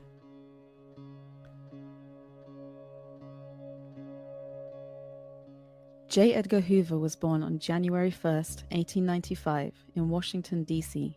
We should, Potato. He came from a middle-class family and showed an early interest in law enforcement.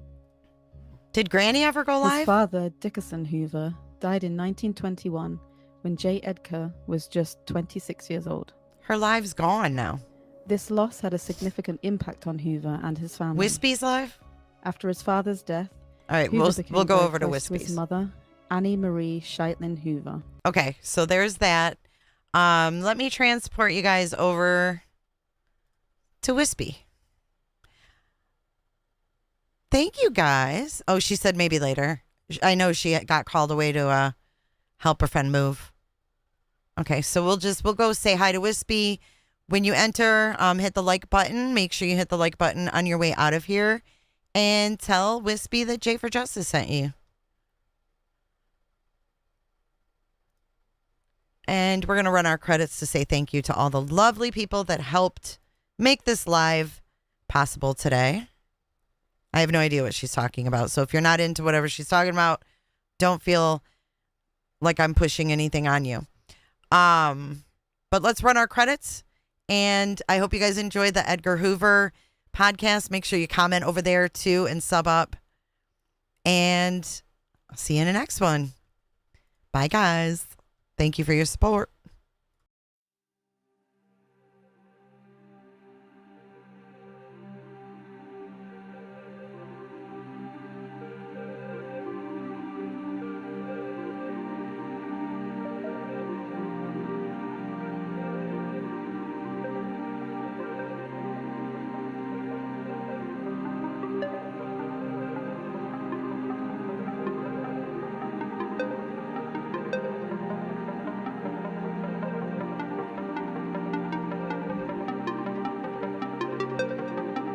So much for watching. If you enjoyed this live stream or video, make sure to give it a thumbs up and hit that subscribe button so you don't miss out on my latest content. Want to take it a step further? Bring it all in. And join our community clickers by becoming a Patreon or a YouTube member. You'll get exclusive access to our Discord server, special channel perks, and much more. Until then, I'll see you in the next one. Click. It's real easy, man.